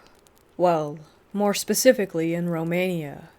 You may have heard stories about those gypsies and witches that live in my country. Most of them are just pretending to be something that they're not. This is the story of a real witch. My grandmother used to live in the same village with a witch. I don't know if the witch was a gypsy or Romanian, but it doesn't really matter. She lived for so many years that no one actually knew her age. This woman claimed to be a witch, and she also claimed that she had this demon who served her. She used to talk about the way that she sold her soul one night in the forest while performing a ritual. In return, she gained powers and the help of a demon. She said that she couldn't die until she convinced someone to take full charge and responsibility of her duty as a witch and sell his or her soul to the darkness as well. She had, I believe, 3 daughters, but people said that their mother's behavior scared them away. They moved to Bucharest and never returned to the village. Now, you'll say that she was most likely a crazy old woman, but no. A lot of people heard strange noises coming from her attic, and she agreed that the sounds were made by her slave or demon. People, even though they were afraid, asked her to solve their problems and gave her money for it. No one ever complained about her work. No one. Everything was put in place, no matter how difficult the task was. Also, people witnessed a lot of hard work getting done overnight in her yard and garden. Stuff that she wasn't able to do alone. Unfortunately, I don't know if she's still alive. I have one more story about a witch. My grandmother met a woman on her way to work.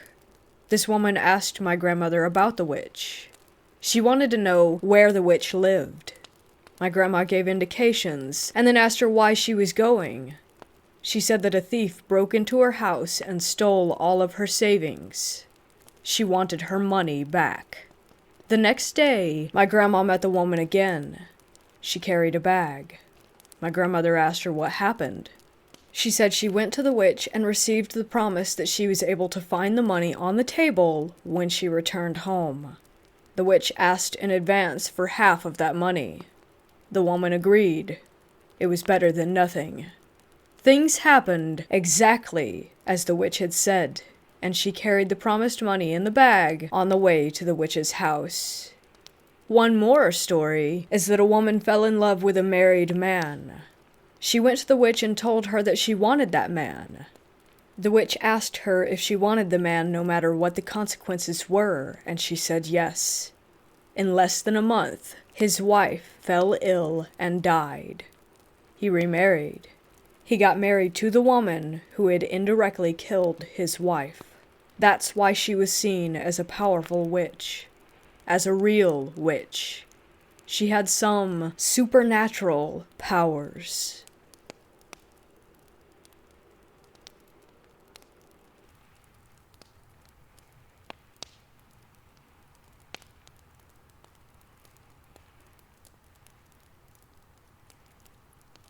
My girlfriend and I had found an old way through a forest that we wanted to explore at night, so we packed our backpacks and walked there at around 1:30 a.m. From the Google Maps point of view, that way should have taken us around 10 minutes. We started walking. It was dark and foggy, nothing creepy so far, until we reached a small lake. It wasn't even showing on the map. There was a small lodge next to it and a fence around it. We looked at it for a few minutes and went a little bit closer. As we almost reached the fence, a woman's scream came out of nowhere, and we just grabbed our bags and ran as fast as we could. The way we walked felt like it was all of a sudden never-ending. We ran for almost 15 minutes until we finally reached the road. We did not know what was screaming. We didn't see anything, even with flashlights. We decided to go home and wait a few more hours to go back when the sun came up. But when we went there again, we saw nothing. We went to the fence, and there was no scream. We thought that's maybe what triggered it when you got too close because of whatever was in there. But there was just nothing. Also, the way now felt super short. Like it didn't even take us 10 minutes to walk to the road, but after the scream, it felt like we were running for at least 15 minutes straight. It may just be nothing, but this was the creepiest experience that I have ever had, and I still think about it today. Also, in the following days and weeks, we checked the news for missing people or anything like that, but again, there was nothing.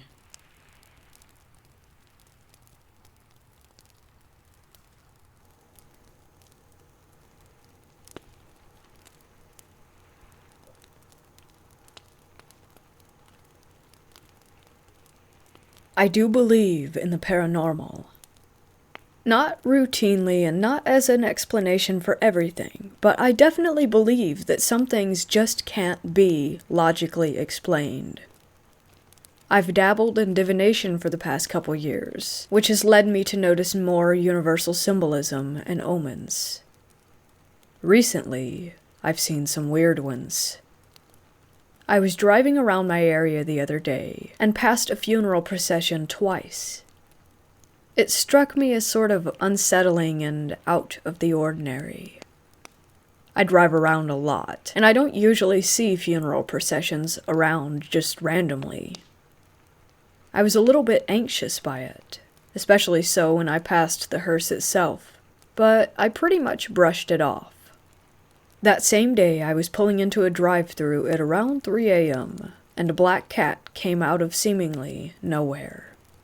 It strolled in front of the car and continued walking into nothing.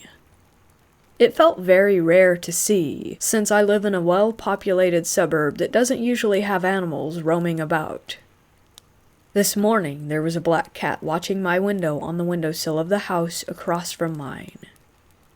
As I looked at the cat, it began to thunderstorm. I know it all sounds really small and maybe a touch overzealous, but I couldn't help but feeling odd about these things because of how out of the ordinary that they felt, and silently spooky.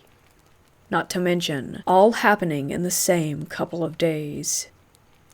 The closeness of it all made me curious, and I had to look into it, just to see if these things were things that other people believed to be bad omens. In my very unofficial research, I have found that 1. Passing a funeral can be bad luck and can, quote-unquote, hasten your own death. 2. In European folklore, a black cat crossing your path can be unlucky and lead to misfortune and death. Occasionally, however, they can represent good luck, but from what I've found, it's fairly situational. And 3. In Greek mythology, thunder could represent punishment to the humans by the gods, associated with Zeus. Clearly, death is kind of a theme here. All of this just doesn't sit well with me, and it's accompanied by a generally strange feeling that I've noticed prevailing in my mood lately. Something just feels off, you know?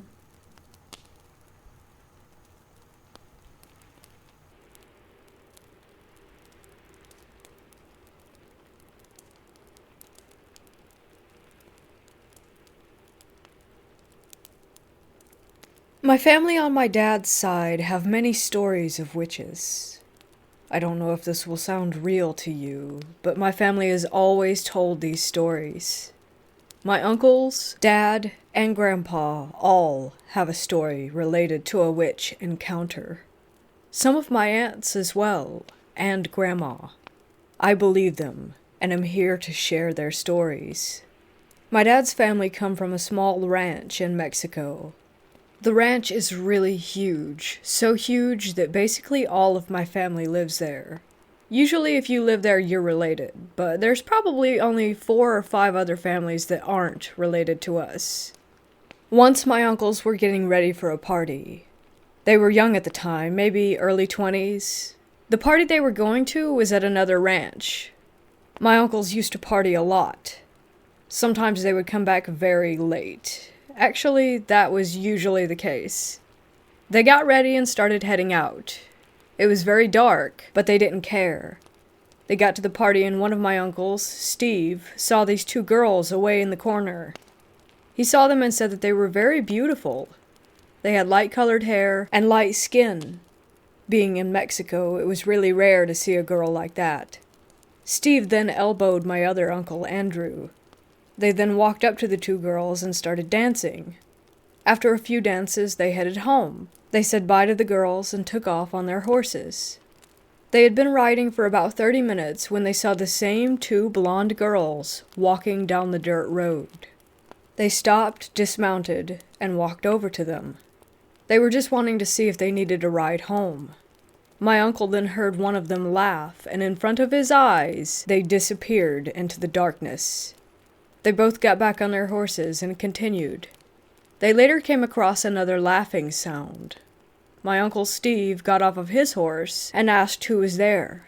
Yeah, it seems stupid now, but my uncle really didn't care about getting hurt. Steve then saw 2 birds. He said they were really big and as dark as the night sky, and they were laughing at him. Andrew got off of his horse and walked towards Steve at this point. Both of them looked at the laughing birds, confused. Then one of them spoke and said, "We enjoyed dancing with you boys." My uncle really didn't enjoy the fact that he had danced with a witch, so he took out his gun and started shooting at the birds. They just flew around and laughed at him more. Then he started swearing at them. They didn't appreciate it, so one of them flew down and clawed at my uncle's face. He only got a little scratch, so thankfully he was okay. The birds took off, thanking Steve for the dance still and saying his name. My uncle had never given any of the girls his name. The two of them grabbed their horses and went back home. That never stopped my uncles from going to parties.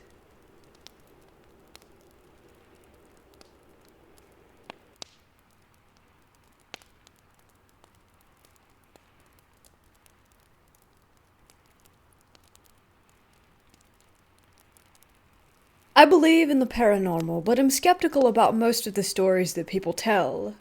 It's extremely hard to distinguish between a fabricated story and a true story when you can't see facial expressions or hear changes in a person's voice.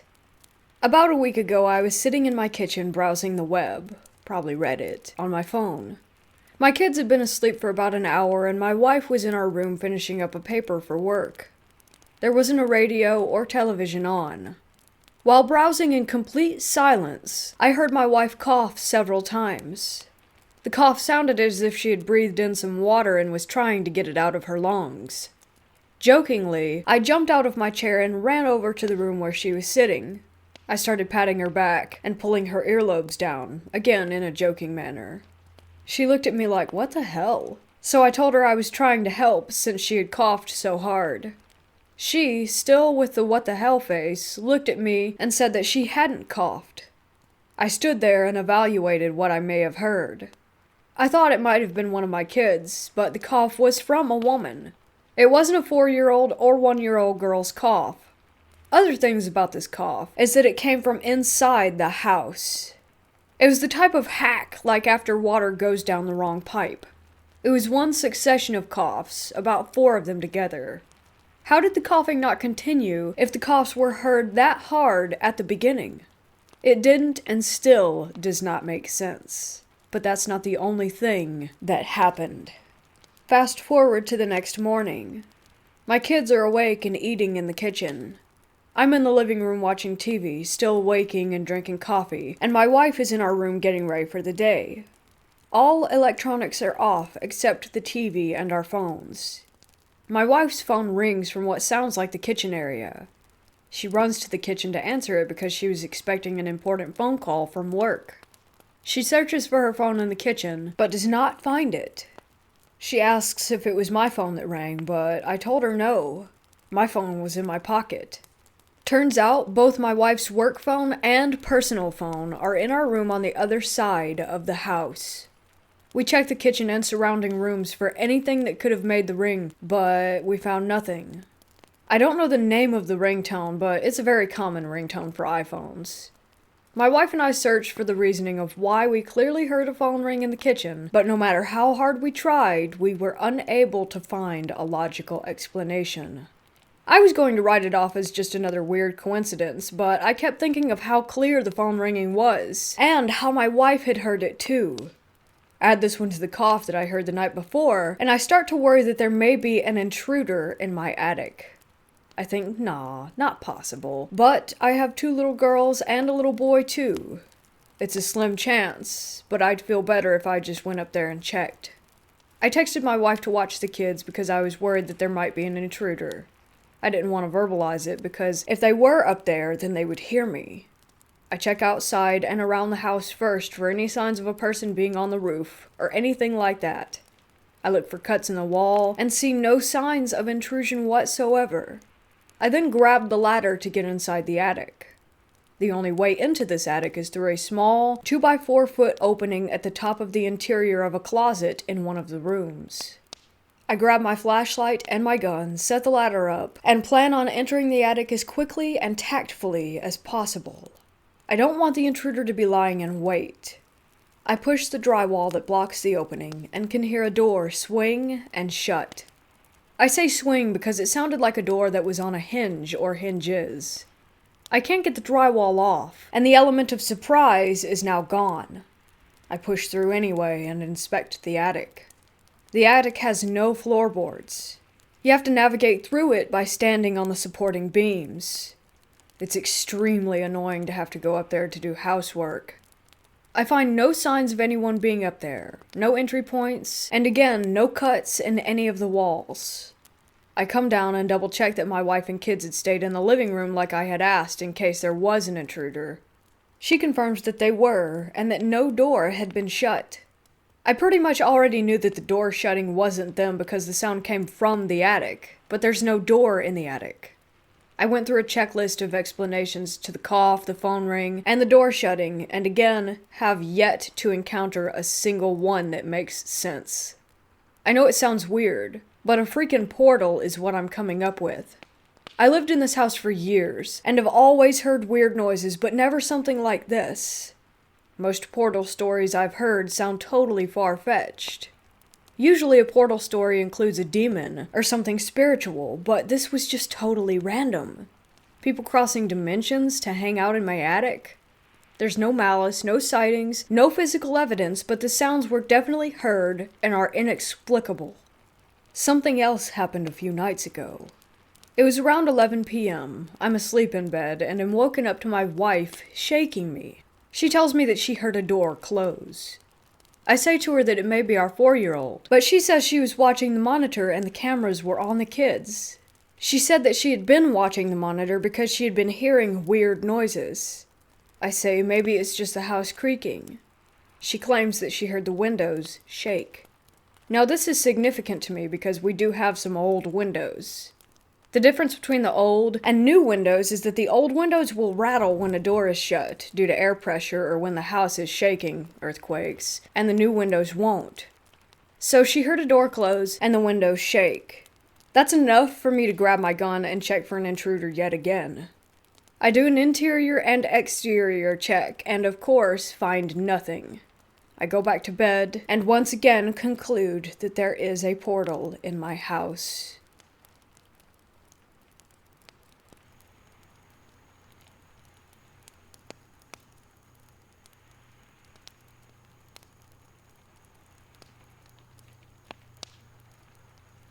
This happened about 9 years ago. My mom had made this friend who claimed to be psychic. I've never really believed that she was, but that's a completely different story to tell. Anyway, she said that she enjoyed going ghost hunting.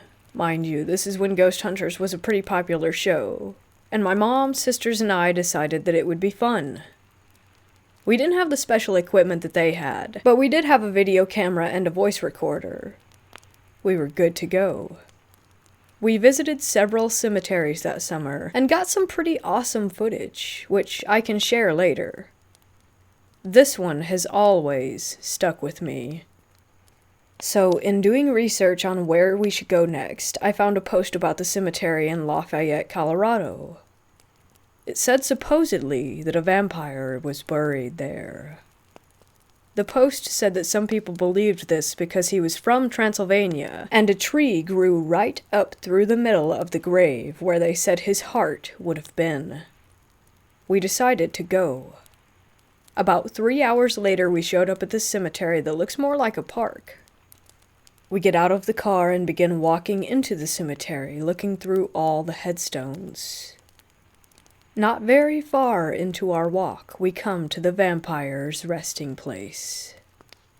The headstone is a plain slab of concrete with a line down the middle and the name of the man, when he died, and where he was from. My sister, toting the video camera, comes walking up next to me and says, "So this is your stake, huh?" We didn't hear anything weird, and continued to walk around after that.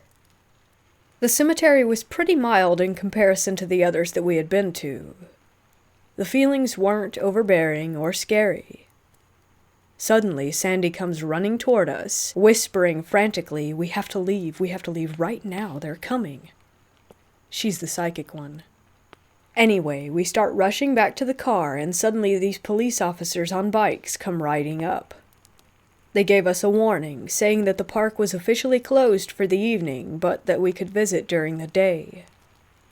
We drove home and plugged in the camera to check the footage. We got to the part where Elizabeth had asked, "So this is your stake, huh?" A reply immediately came saying, "Yes, my stake." We went back several times to make sure that we weren't imagining it, but every single one of us heard those words. Skip forward a few years. I was taking my mom to the dentist, and when we got there in the waiting room, there was a book of the most haunted places in Colorado. Well, of course it piqued my interest. During her visit, I scanned the book, and about halfway through, I came to the page about the Lafayette vampire. The crew who investigated his grave had asked a similar question to Elizabeth's, and the response that they got, wait for it, yes, my steak. I started laughing. We were so sure that we had imagined it because we had wanted to hear it. But there's no imagining two separate groups of people who got the same exact response. If you ever get to Lafayette, Colorado, check it out. The cemetery isn't a scary or overly creepy one, but the response that you get from the vampire is real. The man or men in the grave weren't actually vampires. They were mine workers. And if I remember correctly, they died of the 1918 Spanish flu. They were poor and didn't have the money to send their bodies back to their homes for burial, so they are buried here. I hope you enjoy this one as much as I have for the last several years. It's definitely one moment or two that I will never forget.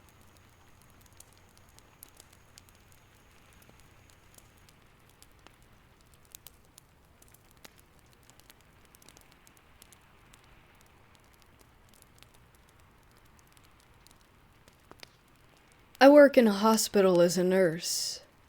I was on a row of nights, which I dread. I ended up having 5 patients, 2 of which were under care for cancer. There are 2 events in here from 2 separate nights. 1. The night started normally as I assessed and passed meds to the patients and did my charting and other night duties, stocking and other stuff. Just around 11 p.m., one of my palliative patients started ringing, complaining that there was a kid running into the room laughing and playing when they should be in bed. I checked the room to make sure that there was no one in there and reassured him that there were no children in the hospital area where we were. I made him comfortable and left the room. He rang again. I went back to the room to see what he rang for. Agitated, he said that he was just looking to rest comfortably and that people should keep their children under control and not let them jump on his bed playing and laughing. This time, I got the chills, but again, I reassured him that there were no children since it wasn't the pediatric ward. I told him that I would bring him a sleeping pill to help him fall asleep, but that I would be a few minutes. I start walking back toward the desk and medication room to grab the pill. A bell rang. I turned around and saw that the indicator above his door was flashing. Slightly annoyed, I walked back to his room. He was agitated in his bed again, and I asked him what was wrong. He again complained about the kid.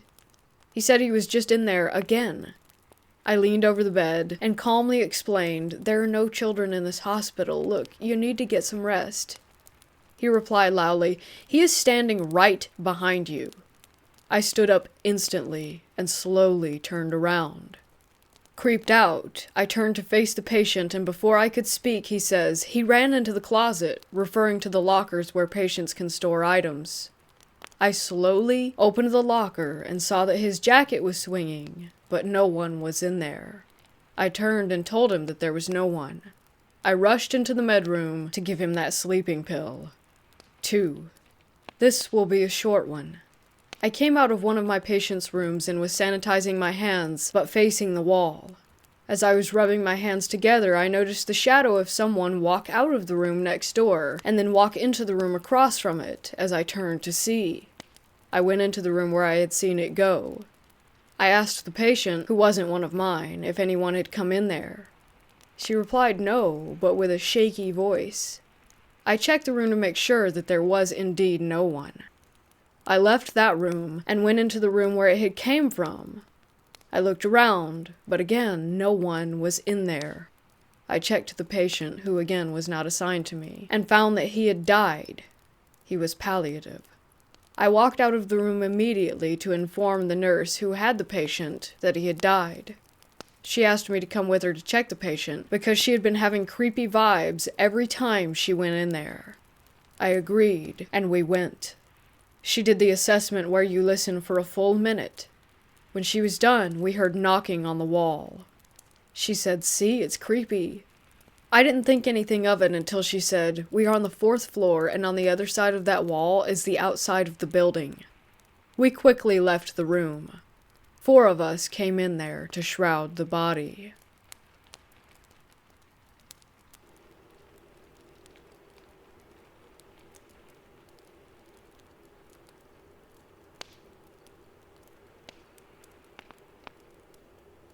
This story happened in the early 1930s. He, my great-grandfather, was living in India, which was still under British rule. As he was from a poor family, having a motor vehicle was not even an option for him. He used to travel to nearby places by horseback. One day he went to meet his friend, and it got a little late by the time he was coming home. It was around evening. He decided to take a shortcut through the jungle instead of using the road, which takes almost double the time. On the way, he saw a little goat just abandoned, sitting beside a tree. He thought it might have lost its way, so he decided to bring it along with him and leave it somewhere out of the jungle. He dismounted, picked it up, and put it at the back of the horse. Just when he was about to get back in the saddle, he noticed something odd. The horns and feet of the goat were facing the opposite direction. Quickly, under fear, he pushed the goat down and climbed up the horse to make a run out of the jungle. He started chanting a prayer to his guru. He was sick. Just as the horse started moving, he heard a female voice from behind. "Your prayer saved you today, but I don't know how you'll get away next time." As he turned back, he saw a woman standing there instead of the goat, just staring at him, her eyes wide open. This is a true story, so it creeps me out even though jungles like those don't exist in the modern world. This incident was really scary.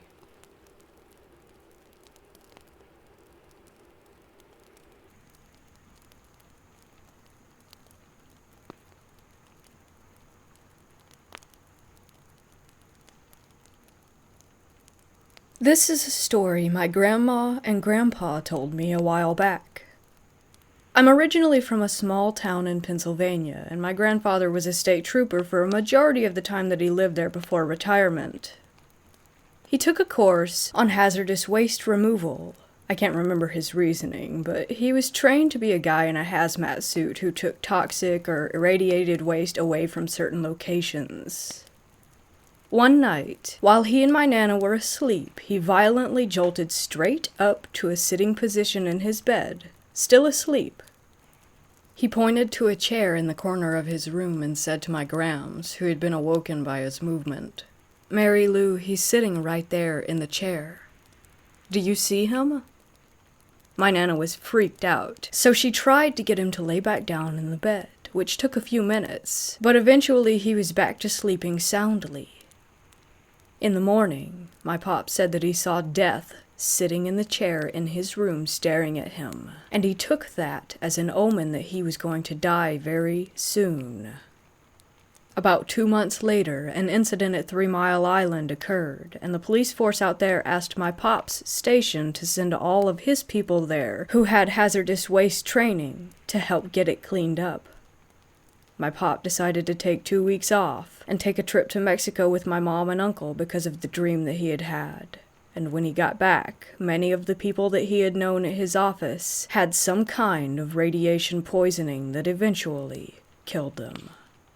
I don't tell it as well as they do, but I thought it was an interesting story.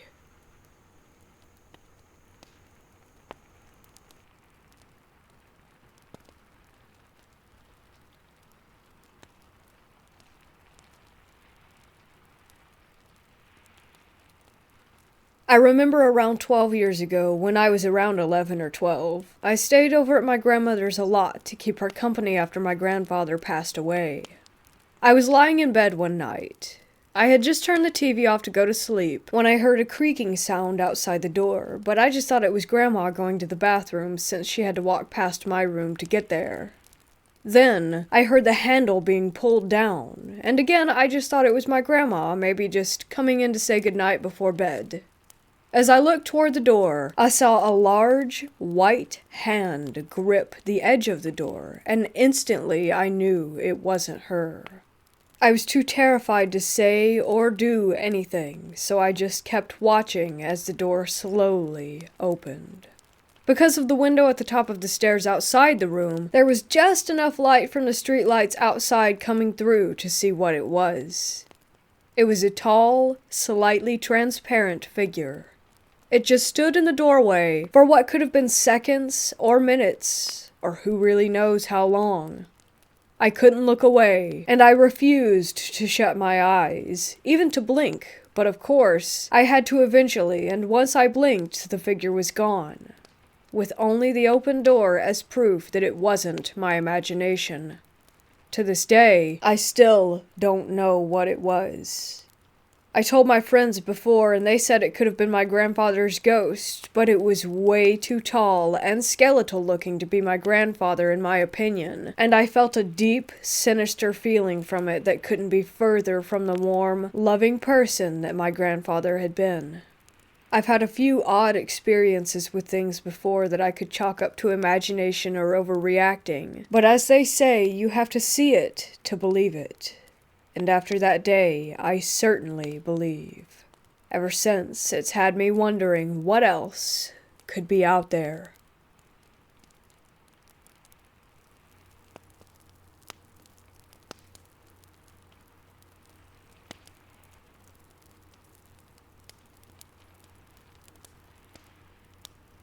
All the guards at my workplace know this theater is haunted. We're all used to the super eerie feelings down in the lower levels, backstage areas. Most of it can be passed off as long work hour stress, but there is definitely some evil shit in this building with us. It's probably an entity that's latched itself onto themes like theatrics and whatnot. I don't know. We got all kinds of stories. We have all heard the grand piano playing on its own in the night, heard ghostly voices arguing every now and then as we walk through the halls. Sometimes I smell a harsh burning in the halls at night, like sulfur. We all know that doesn't mean well. Tonight has been the worst it's ever been. I heard a door slam shut nearby as I was patrolling, and as a joke, I yelled out, "Who it be?" Inside joke with me and my friends to lighten my nerves. And I heard a deep, almost unintelligible male voice saying, "It be me." Sounds kind of funny, but I did not enjoy that. My Bluetooth headphones blatantly refused to work tonight. I also walked through one of the function halls in the darkness. Once the building closes, we patrol without many lights on, other than the occasional safety lights here and there. And I saw something following me in the mirror. I refused to look behind me, or stare at the mirror too long, but it appeared to be a figure clearly dressed in the costume of like a king, with a fur robe and a black jagged crown. Its head was tilting side to side as it shuffled along behind me, kind of like a wind-up toy. It moved so soundlessly that I was pretty startled by it. I couldn't feel my legs out of dread, so I didn't even stop walking.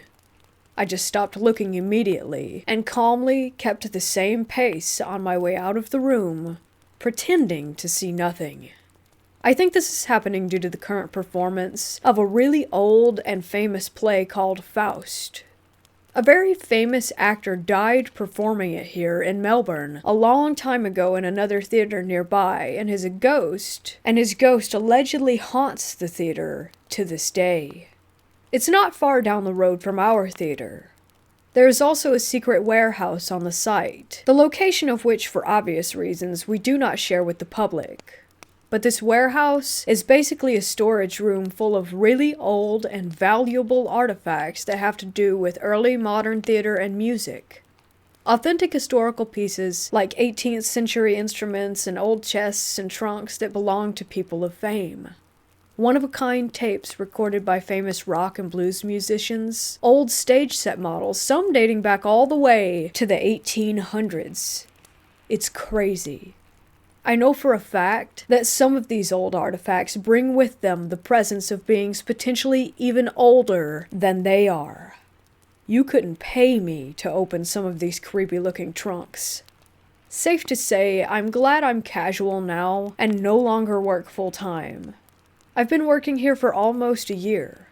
It's hands down the most haunting place that I have ever experienced.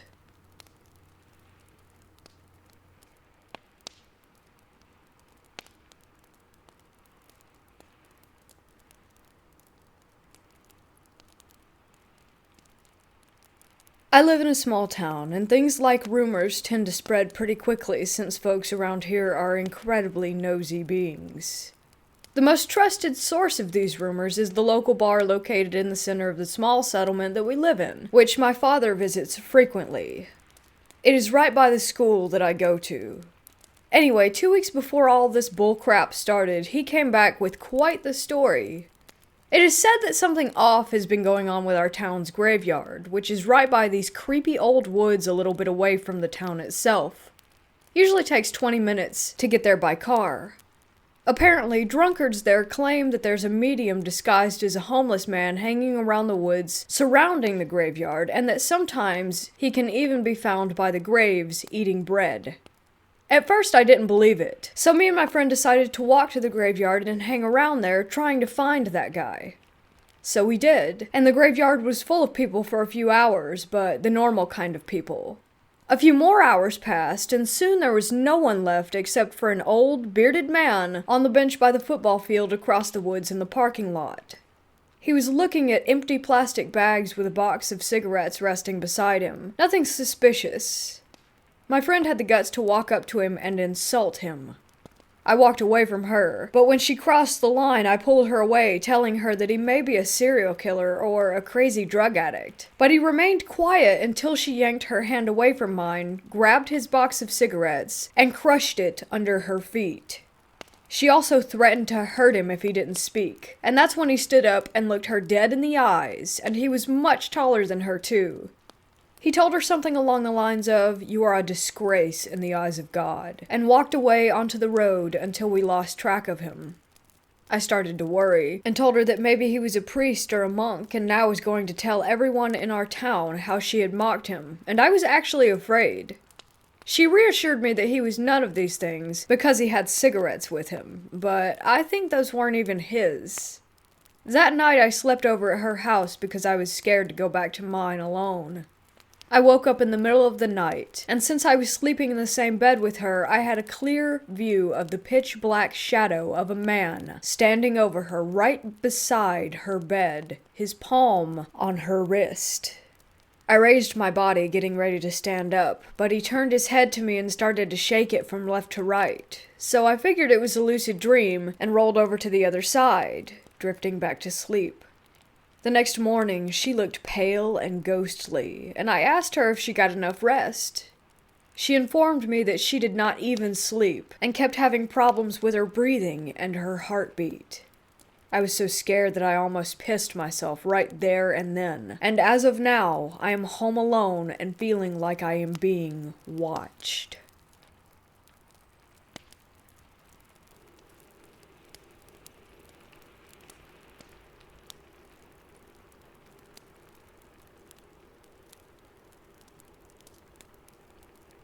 I was living with my parents in Mexico City. They were missionaries preaching the gospel. When I was 7, we were living in a small town. One day my mom woke me up around 3 or 4 in the morning. She brought me to the window and said, "I wanted to show you why we are here and why we do what we do."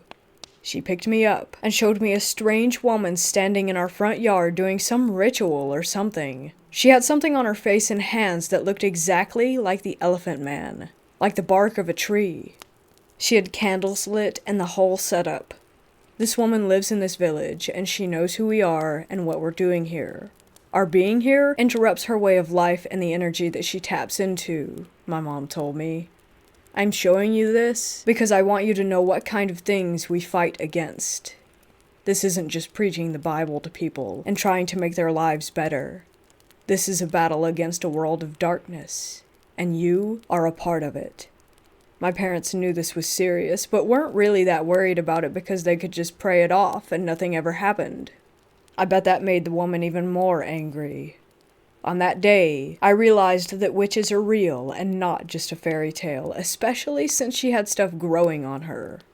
Demons really do give some sort of power to people.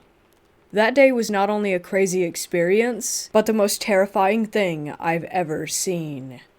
We moved 2 years later because I wanted to be a normal American kid that goes to school and has friends and stuff. A few years after we left, a family that we knew and had worked with died from a truck driver not seeing them on a cliff. I can't help but wonder if that was just a freak accident or something more.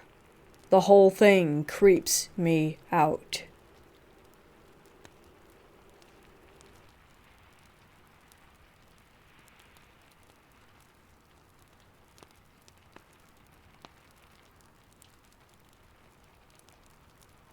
Ever since we moved to our new house, I hear someone playing in my son's room when he's outside. Generally, I just wrote it off as something he placed precariously that just fell or something, and then I saw it. Or her, rather. I was sitting on my couch talking with the wife about whatever we were going on about, and when I turned my head back to look at my wife, I saw a little blonde girl in a white dress peeking around the corner of our hall entrance that leads to my son's upstairs room. I immediately asked my wife if she saw it, but of course she was looking at me when it happened. It was basically right behind her. Just the other day I heard what I thought was my wife calling out, "Hey!" as she was doing laundry. I got up to see what she wanted, and she had no idea what I was talking about, and said that she didn't say anything. And she didn't hear anything either, even though the sound came from the area where she was, at the bottom of the stairs that lead to my son's room. Are there any Android apps or something that can help me communicate with the spirit that I believe is in this house? She seems playful. And sometimes I hear my son playing alone, talking to someone that isn't there, but when I ask him, he says he's just talking to his toys.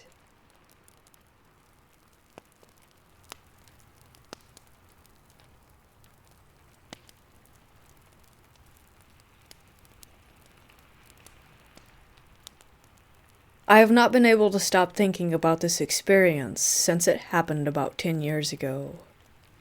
I have never felt anything like it. Myself and 2 friends went for a walk in our local forest. I tend to walk fast, so I had walked on ahead of them. I got to a certain part of the forest, and literally from nowhere, I was struck with the most overwhelming feeling of terror. It was so strong that it literally stopped me mid-stride. I froze and could not move. I was petrified. There was nothing and nobody else around. Then I get what can only be described as a certainty in my head. It couldn't be accurate to call it a voice, rather an overwhelmingly strong sense of knowing that I needed to look to my left. I did so. There was still no one and nothing there, except for a big crack in the side of the rock face that basically made for a small cave. Whatever it was, I knew that it was in that cave, but physically there was nothing to be seen. I am not easily freaked out. I cannot impress on you enough how utterly terrified that I was in that moment. And this was the middle of the afternoon. Had the next part not happened, I could have dismissed this and thought little of it. But it did happen. As I stood there unable to move, one of my friends walks nonchalantly around the corner and immediately, without me even having a chance to look at her try to move, she stops dead in her tracks and says, "Whoa, bad energy off that cave." I try to stumble out some explanation of how I am feeling, but I can't. My brain was literally scrambled by fear. A minute later, our male friend appears. Both of us women start trying to explain to him what was happening, because he felt nothing.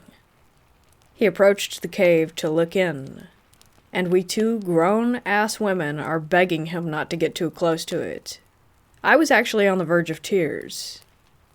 But again, he felt absolutely nothing. He took a long look inside and reckoned that we were both just being a bit hysterical. It was the weirdest thing. Whatever was in there was just gone in an instant the second that he appeared. I've always had an uncanny knowing that whatever it was did not intend to harm us. It just wanted us to know that we needed to walk the F away from that area, and that it was willing to harm us if it needed to. Oddly, I have such a clear image in my head of the spot where this happened, and I know that forest like the back of my hand. Over the past 10 years, I have looked for that cave and that rock face many times. I have never been able to find it again.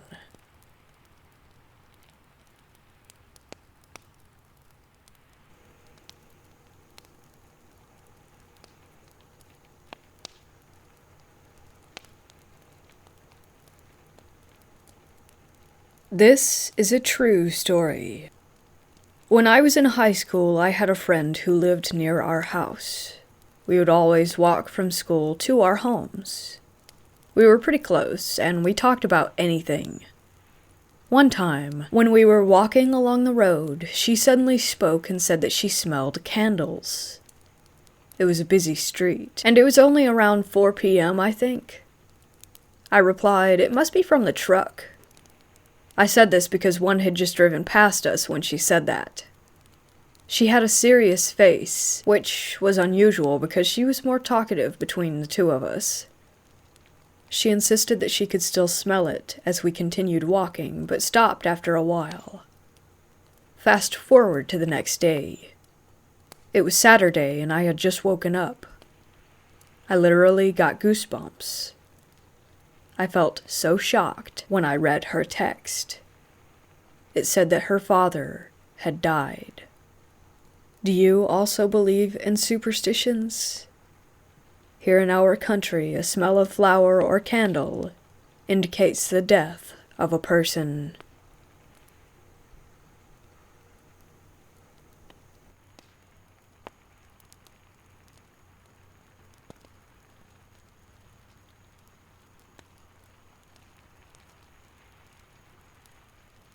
There's this large section of southwest Austin, Texas that used to be known as the Eanes Marshall Ranch.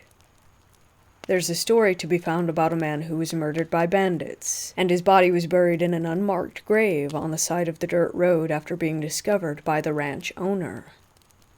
Eventually, the body was found by police over 100 years later while searching for evidence of deer poaching. Thus, a local ghost story was reinvigorated and spread to a new generation. When I was in high school, my friends and I got it in our heads to go out there and do some ghost hunting before the house was torn down to make way for a church. We took a couple of disposable film cameras, along with a Ouija board, and headed out under the cover of dark. We got there a little after 11 p.m. We hung around for several hours taking photos of nothing, literally pointing the cameras into the darkness and saying, "May I please take your picture?" Click. We had a no smoking rule, and we were not using the flash for the outside shots. We made our way back inside the main house. The smallest member of the group shimmied through an unsecured window in a small side room and opened a door for the rest of us. We took some photos inside with the flash on. My friends spent a good bit of time on the Ouija board. I declined to participate in that part and went outside. They came out and claimed to have contacted an entity through the Ouija board. I was like, okay, sure. We left after all the film was spent, and we got bored with it. We never did hear the legendary wagon or horses that supposedly come through. Nothing spooky happened at all while we were there. The next day, the cameras were dropped off at Eckerd's to be sent off for development. A few days later, the rolls came back with a lot of black nothing, which was to be expected when taking photos outside at night with no flash. There were a few shots that were taken inside the house while using a flash that had some things that you might call orbs, but those could be explained away as dust or bugs. However, the photo I'm talking about still sends chills down my spine every time I see it. We were very strict about not using the flash outside and not smoking, as I said. We wanted to have our best chance at capturing something like this without having a seed of doubt that it could have been a trick of the light or of the camera. Two of my friends who took part in the Ouija session had several unexplained glass-breaking incidents. They said it happened whenever they were talking about the entity or said its name. They were sitting in the car while parked when the passenger window formed spiderweb cracks like a rock had hit it, but no impact was heard. A few days later, glass cups fell out of their kitchen cabinets, no fronts, just open shelves, when no one was in the kitchen and all the cats were in the living room with them. More than a few of their picture frames had the glass shatter while still hanging on the wall. When they stopped mentioning the entity's name, the activity calmed down and eventually stopped.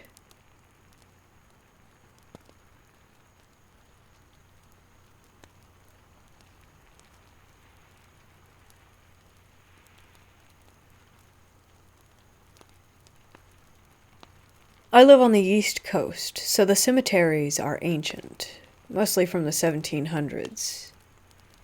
Me and a group of friends went to a local cemetery and decided to do some light, no equipment, just our phone flashlights, ghost hunting. Nothing too eventful happened for the first half hour as we walked around the soldier memorials. We crossed an old limestone bridge with a little creek underneath. As we started to leave the memorials, I said goodbye, and people started to feel dizzy or weak in the knees with pressure in the back of their heads and upper neck. A few even felt really tired afterward. We went on a little further, and a couple of the group members decided to split off, so me and two others were going to the oldest section of the cemetery. A girl kept hearing her name, and kept going ahead of us. After we all regrouped and talked over everything that had happened, the other guy in the group pulled his necklace off to give it to his girlfriend and found out that it was spinning without his hand or arm moving. I personally held his arm and felt his hand. It was not moving. It spun for about a minute, then started making an X shape, and then slowly died out.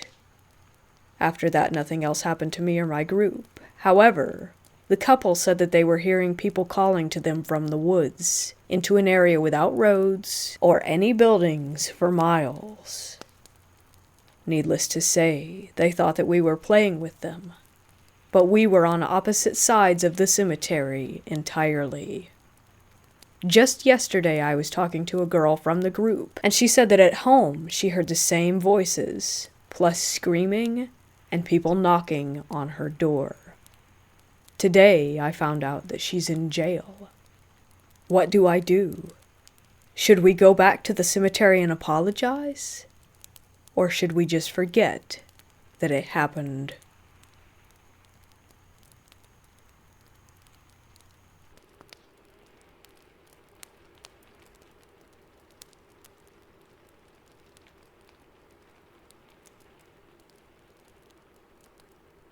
When I was about 10 years old, I lived in a really small town. My friends and I would often play on the trails near the forest after school or on the weekends, building forts, fishing, etc. One day we were walking on a trail and a lady in her mid-50s or 60s came out of the woods. She had dirt all over her hands and pants. She said that her car broke down and that she needed help. We said that we would go get our parents to come help, but she insisted that we come into the woods. We said no, and kept walking, and she just stared at us. It was like she had just shut off as a person when we told her no. The smile went away, everything. Even when we were a couple of kilometers down the road, we could still see her staring at us. Anyways, we get back to my friend's house, and they're playing tag or something in his backyard. And we're playing tag or something like that in his backyard. One of us starts making fun of the lady that we saw earlier, and out of nowhere, he is launched into his parents' shed. It breaks the window on him and his arm.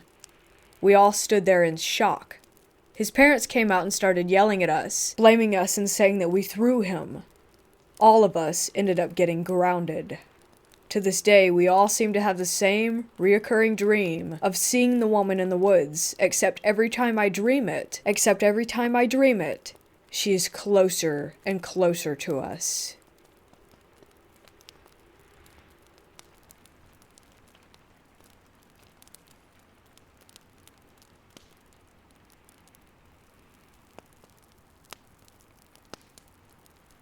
I'm an actor at a haunted attraction in Pennsylvania.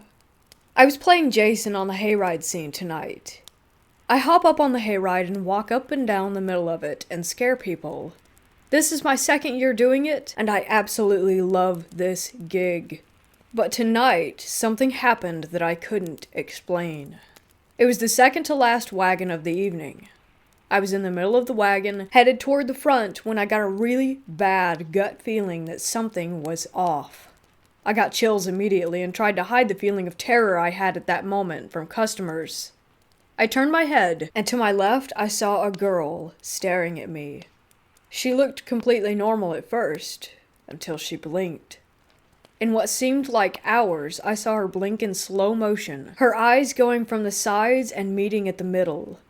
After the first blink, I saw her eyes turn completely black. She cracked a small smile while staring at me straight through my mask and into my soul. I heard her laugh inside my head. I was frozen for a moment, and she blinked again and she looked normal. My body unfroze, and I tried my best to finish the wagon. This was literally the scariest thing that's ever happened to me in my life. What did I see?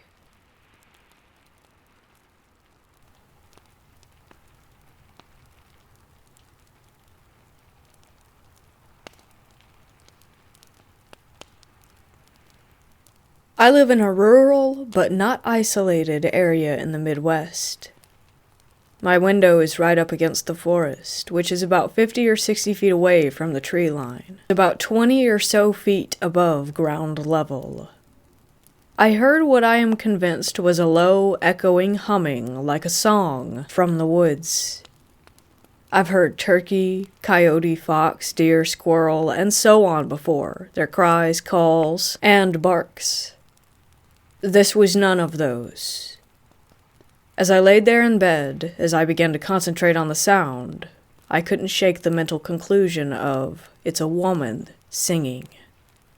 The sound persisted for about 15 to 20 seconds and then stopped, but not suddenly. After a minute or two later, it picked back up again. This continued a few more times before it actually did stop completely. The sound was distant, not quite deep into the woods, but also not at the tree line. There's a small unit of deer that sometimes sleep in a clearing in the woods around that area, but they haven't been there in a few weeks. For some context, I am very much a late-night person. I used to work graveyard shifts due to my ability to stay alert so long into the night. This is how I know what all these common and uncommon woodland creatures sound like. And no, I did not look outside of my window. My process was this: if I can't identify it, don't look for it. I still think I was right to not seek out an immediate answer. Additionally, the song was clear.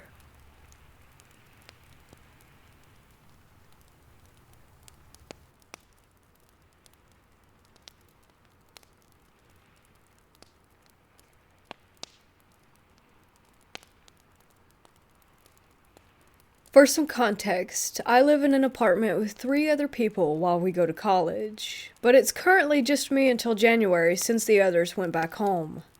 I was singing a song that got stuck in my head when I heard whistling from the kitchen at the same time to the same tune. I thought one of the other roommates may have come back early, so I shouted out to them, but didn't get a response. I went to the kitchen, which is only just a few feet from the bathroom, and no one was there or anywhere else in the apartment. I checked the hallway outside, but didn't see anyone or hear a door open and shut in the few seconds that it took for me to get to the door. The whistling was very airy, as if it was someone who couldn't whistle very well. This isn't the first thing that happened to me in the last few weeks, but it's definitely the weirdest. It could just be my imagination, but it sounded like someone was directly outside the bathroom door, whistling toward it. The other thing that happened was far less weird, and could have just been me not paying attention, but I came back from work to find that the lights in my roommate's room were on, and the fan was blowing out at the door. Even though no one had been home, and the other roommates' families lived quite a long ways from here. I asked where they were, and all of them sent back replies, showing that they were nowhere near the apartment.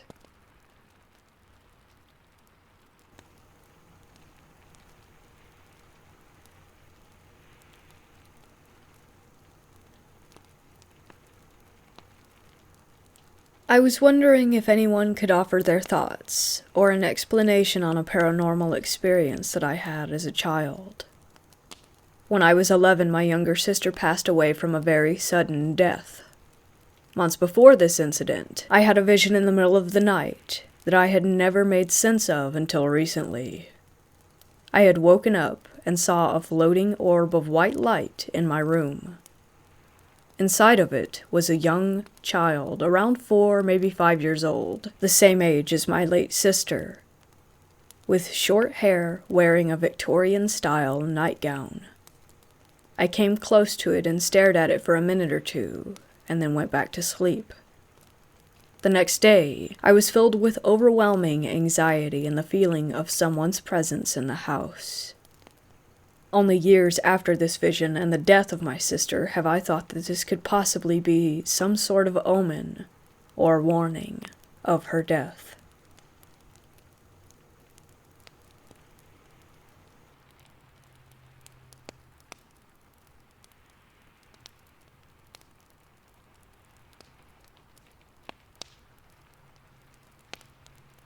I was making rounds in the dark hall of the nursing home, mostly to help out with incontinence and bathroom breaks.